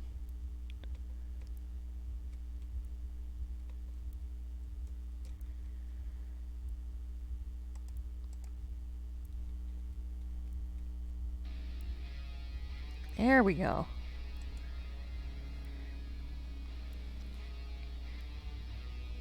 Oh yeah, this guy's gonna be really easy to work with. It's a very nice, fine, minky coat.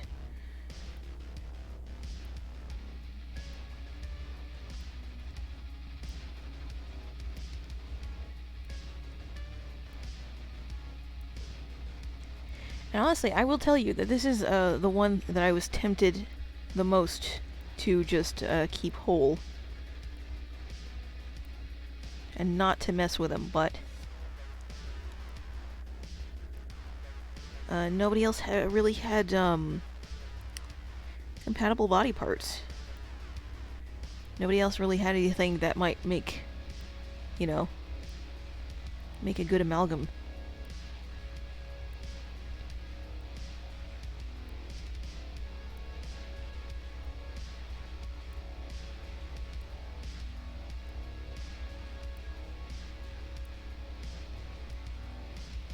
Okay.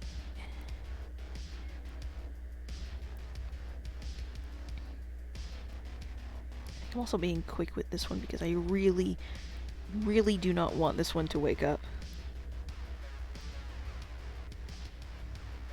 So right off the bat, they had a very, very, very nervous disposition. If this is gonna work, I'm gonna need them to stay calm at least for a little while.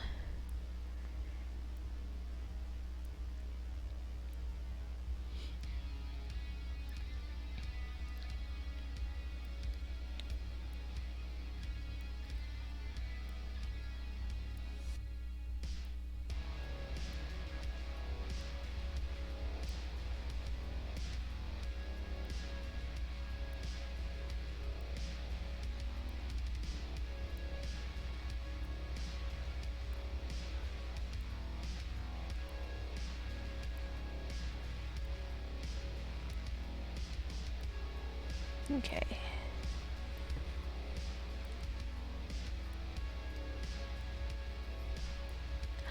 No!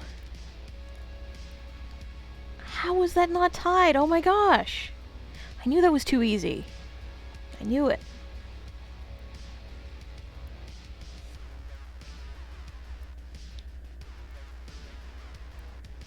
How is that not knotted?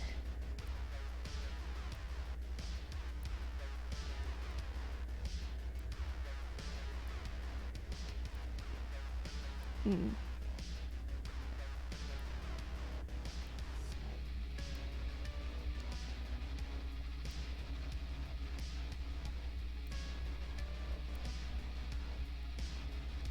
I'm gonna try a different knot up here.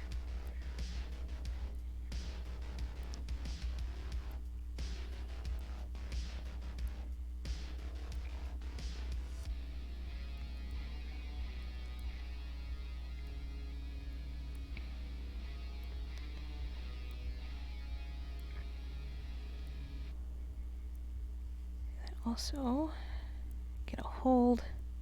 Oh my gosh.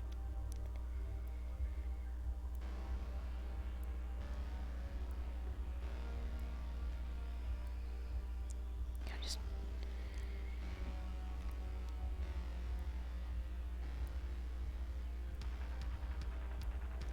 stop. Stop. Okay.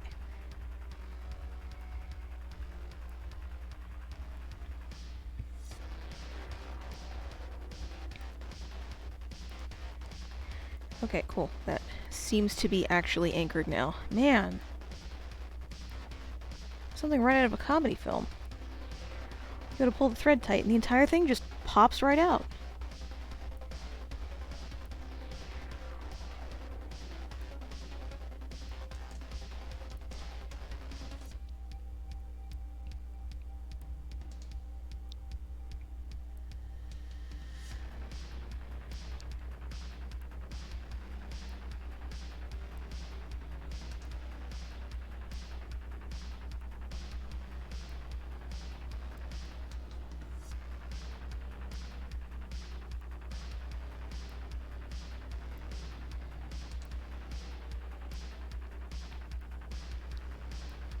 It's almost a shame not a lot of people are going to be able to see this dude's face.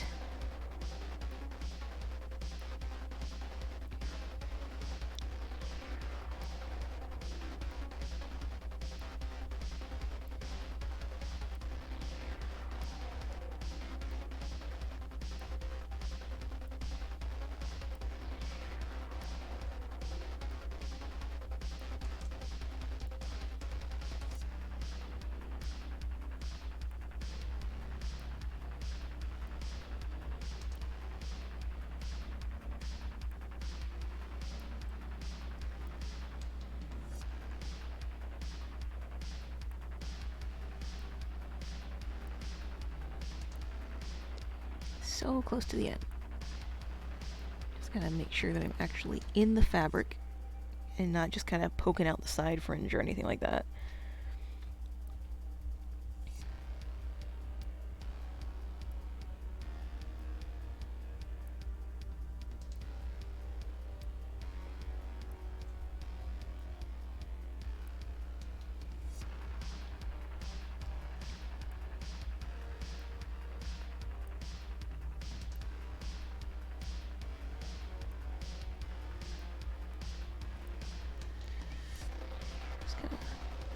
Grab all the old thread underneath and give it a pull too. Okay. Let's try this one more time.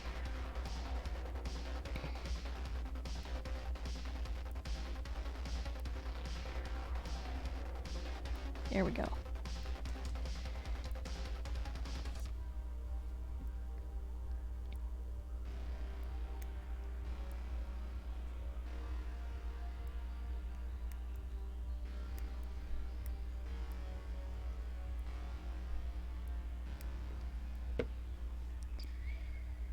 Alrighty, there's that.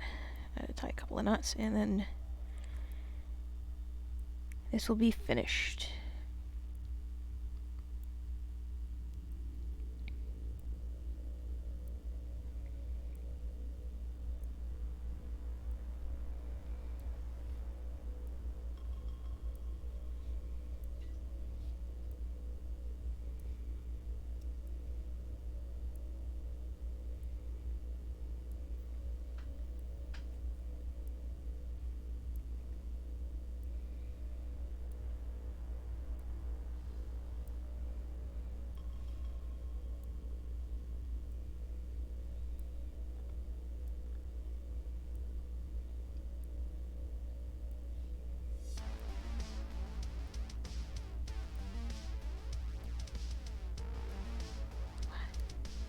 Excuse me if I'm not very talkative. I'm kind of concentrating, and I'm also getting a little bit tired.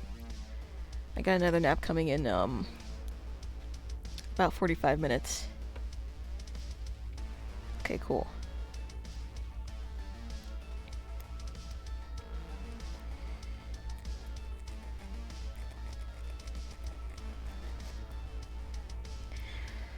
Nice.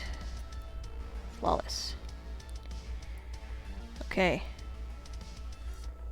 So, while he's still got the drugs in him, I can now take off the blindfold. We can see his face.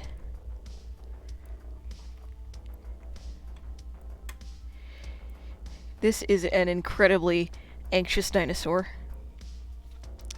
His name is Herman. He still doesn't really know what's happening right now. Trying to make sure people can see. It's something about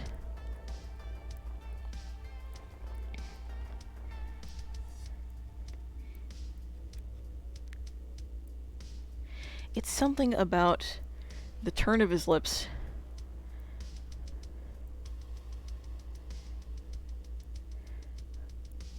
It's a very, very recognizable expression. It just kind of tickles some part of your brain. It's like, yeah, that person's not having a really good time. That person isn't having a really good time.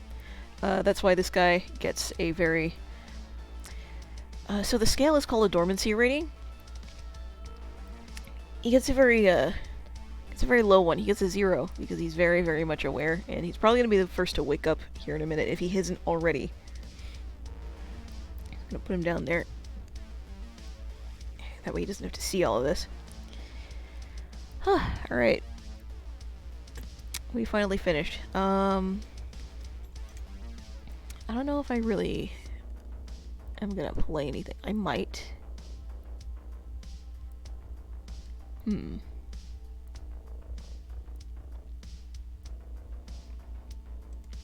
Let me see what I've got.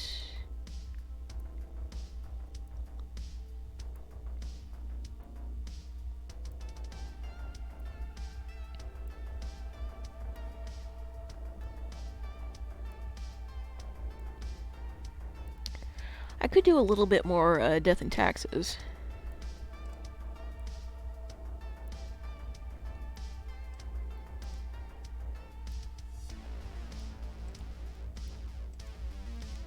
Let's do that. We'll do a little bit of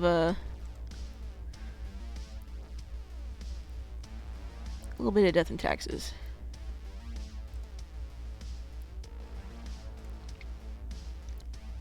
So give me just a moment to set it up, and I'll be back.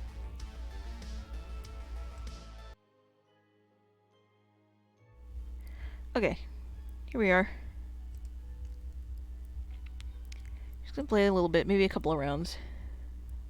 We're on day 7.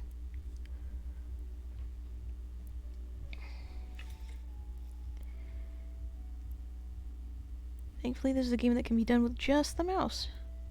So, I don't even have to switch tables. I just take this little wireless mouse and I can play the whole game. Oh, cool. I'm glad you like this game, Diz. Oh. Our weird thought cloud friend, as well as a box, is still... Well, not is still, is in our room. What's in the box? We can figure it out, make it work. Crisp and clear like the azure pond at the forest glade.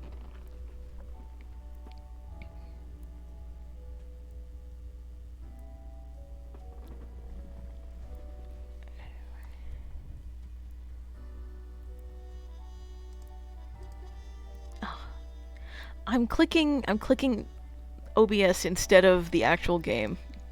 You were born for this. That's what fate keeps telling you, ain't it?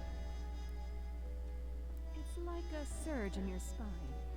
A faint echo of a perfect chord.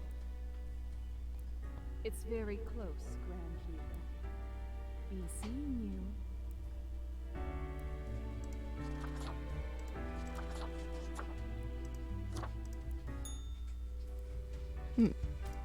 Wonder what that box was about. There's another one. Is there one all the way downstairs? No. But I'm gonna visit him anyway. Cures for ailments, so I trigger to ward off a curse. Oh, I wish I had enough coins.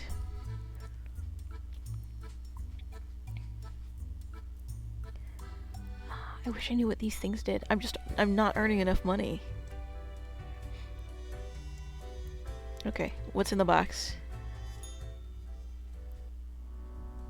Oh.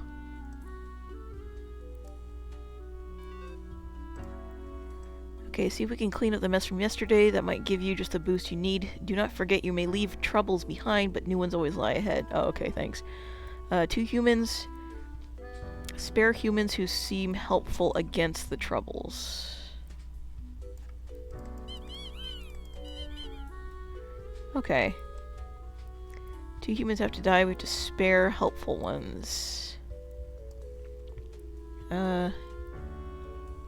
AG is currently incarcerated at the local jail for producing hard drugs at the organic synthesis lab they had access to as a chemistry student.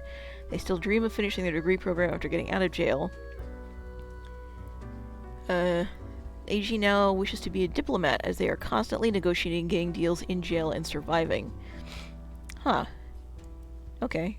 That has potential.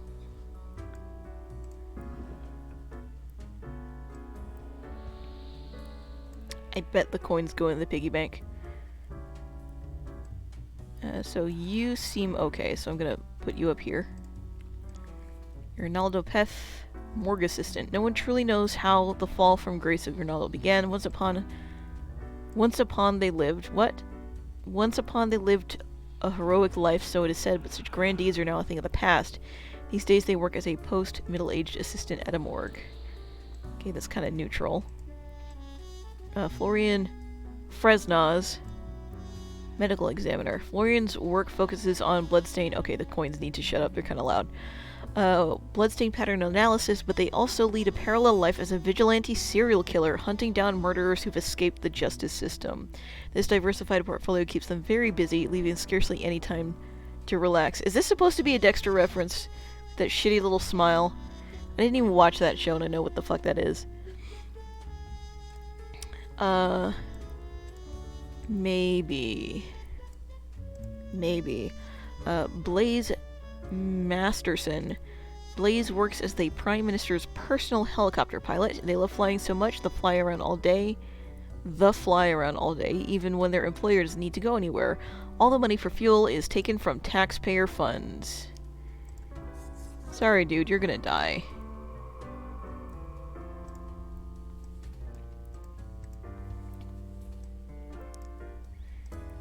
Okay, Satsumi Fisher, a trainer. Satsumi is a ostrich jockey trainer.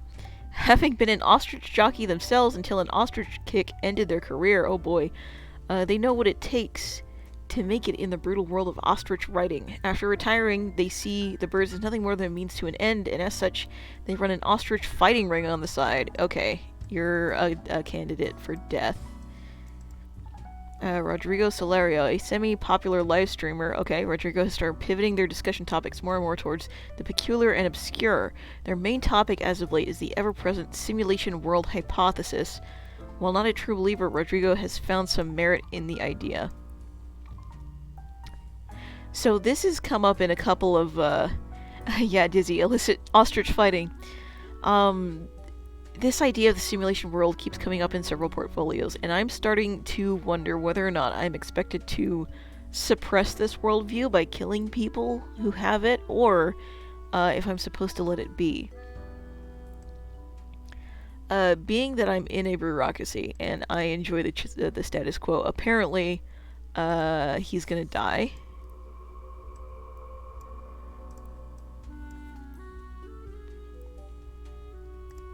And you're gonna die.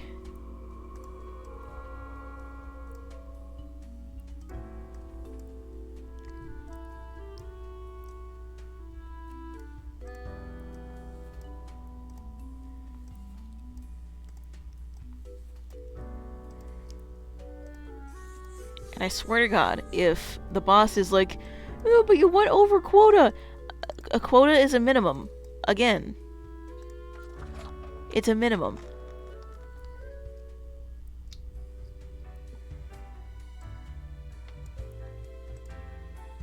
And what does Cloud have to say?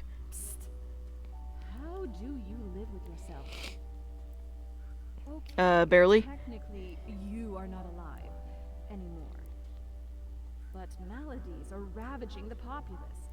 Microbial forces having their way. I spared the doctors. Yeah? Just stop letting everyone down. The only real sickness here is you. Why am I getting yelled at?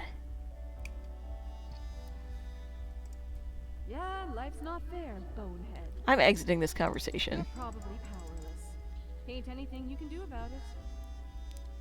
Disease will spread until it engulfs all. Consider it a warning. So am I supposed to be sparing, like, the simulation believers or something? I don't know.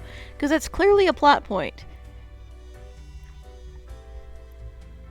I'm trying to be part of an evil corporation here. Welcome, Grim. It is the end of the week. Your performance review draws near. How do you think you have been doing? Yeah, alright. Interesting. Yes, your answer has been recorded for the psyche eval. Now then, before the assessment, let us look over your daily conduct. I see more people died than required. Yes, because there was a quota to meet and not a limit. It does not bode well for the evaluation, but such is death. Let us get started. Now, where did I put those papers? Ah, here we go. Right. Looking at these stats, the numbers say... Oh shit, I forgot to change the stream title. Well, I guess you guys are going to be kept in suspense for a little bit.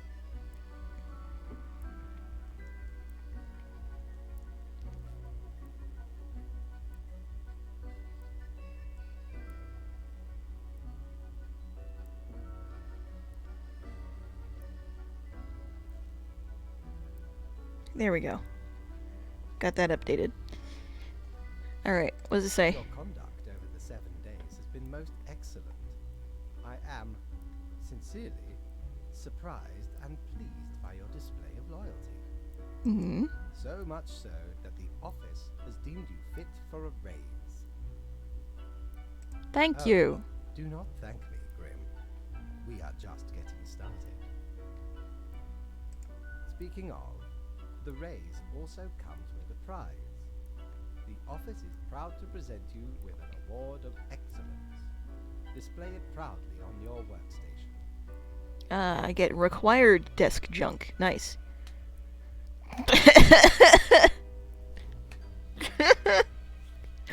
God. Okay. Thanks. Do not let this cloud your judgment. You still have much to learn and many rules to follow. I like ice cream. What? I swear, there must have been something off in the Grim Brew. Nonetheless, Because you use fucking Walmart lemons, you idiot. as such, your 7-day evaluation period has concluded. You have passed. Nice. That is all. Until tomorrow, Grim.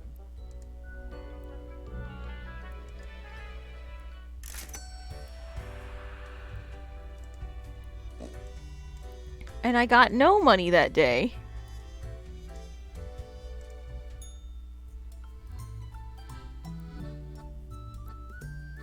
I don't have the money.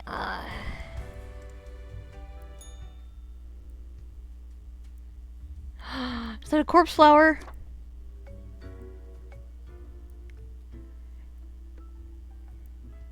When did you get this plant? Hey now, Sonny, we don't belong to nobody. Who told you about the plant department? Am I not supposed to know about the plant department? No one is supposed to know about the plant department. Oh.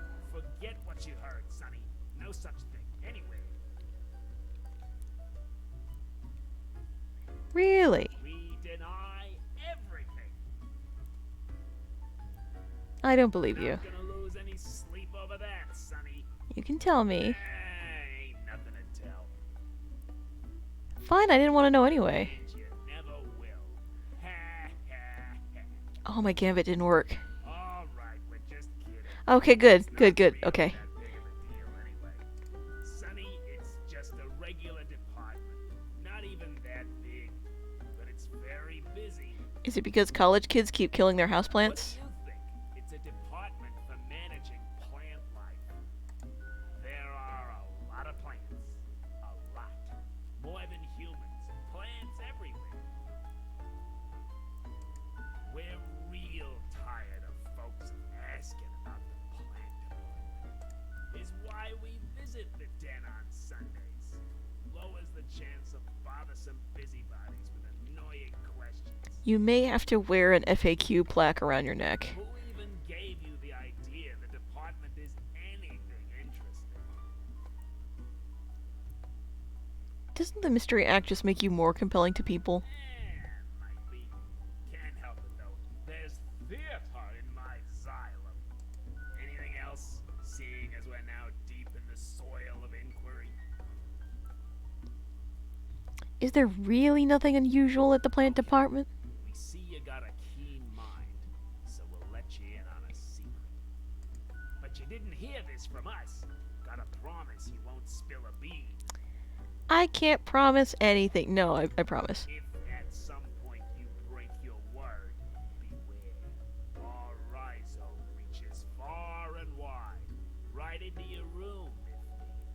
The minute you stop talking, I'm gonna turn to the person next to me and probably tell them. These roots can rip the skull off a skeleton in an instant. Snap. Yeah, just tell you the secret. We're secretly developing a way for the Death Mark to create fungus-based undead who will devour the world. Really? No, obviously they're joking. Okay. Or are we? I bet it's the plastic fungus. They're trying to breed a fungus that can eat plastic, which would kind of help with the recycling isn't actually recycling problem that we're kind of having right now. And yeah, I can see that being a thing that eventually overruns things and stops eating plastic and maybe eats other things. So what's your name? Me? I'm Herbert. Herbert.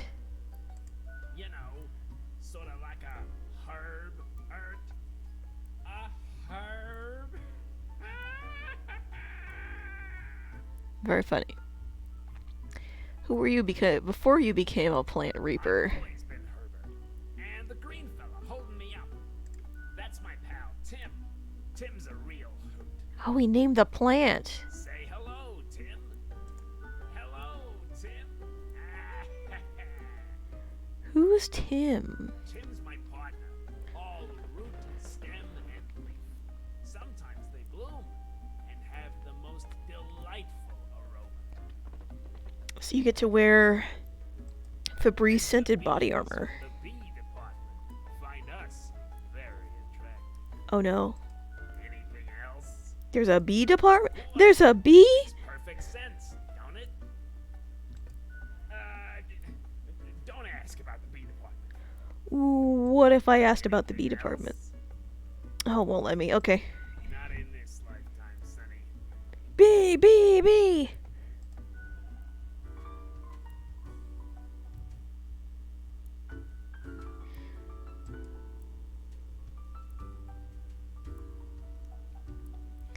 Oh, I guess I can't talk to Gus, huh? Alright, what's the barkeep have to say? Hey, pleased to see you again. Ain't much happening here today. It's a slow Sunday. What's to do with the plant? I mean, my favorite pot chock full of plant department goodness. Hmm. They usually drop in on Sundays due to an aversion of people, which is funny because they're really quite sociable. Personally, I love their quirky sense of humor. Is this an introvert joke? What else is there to say? Yeah, I'll be going now. Au revoir, Lil Reaper. I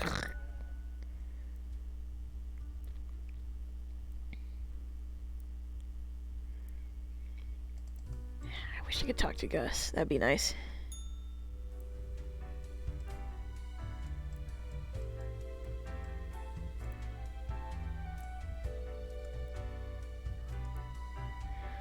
Okay. I'm starting to get super sleepy. So I'm gonna go ahead and end the stream here. I know we only had like 1 or 2 rounds, but I've been live for like 2.5 hours. Thank everybody so much for coming. I hope you all have a really nice night. If I could find out where my mouse is, there we go.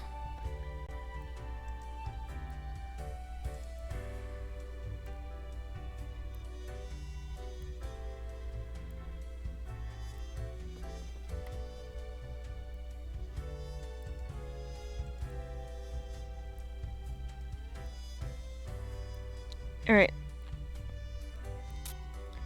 You guys be good. Eat a good, be a good, sleep a good. Okay, bye.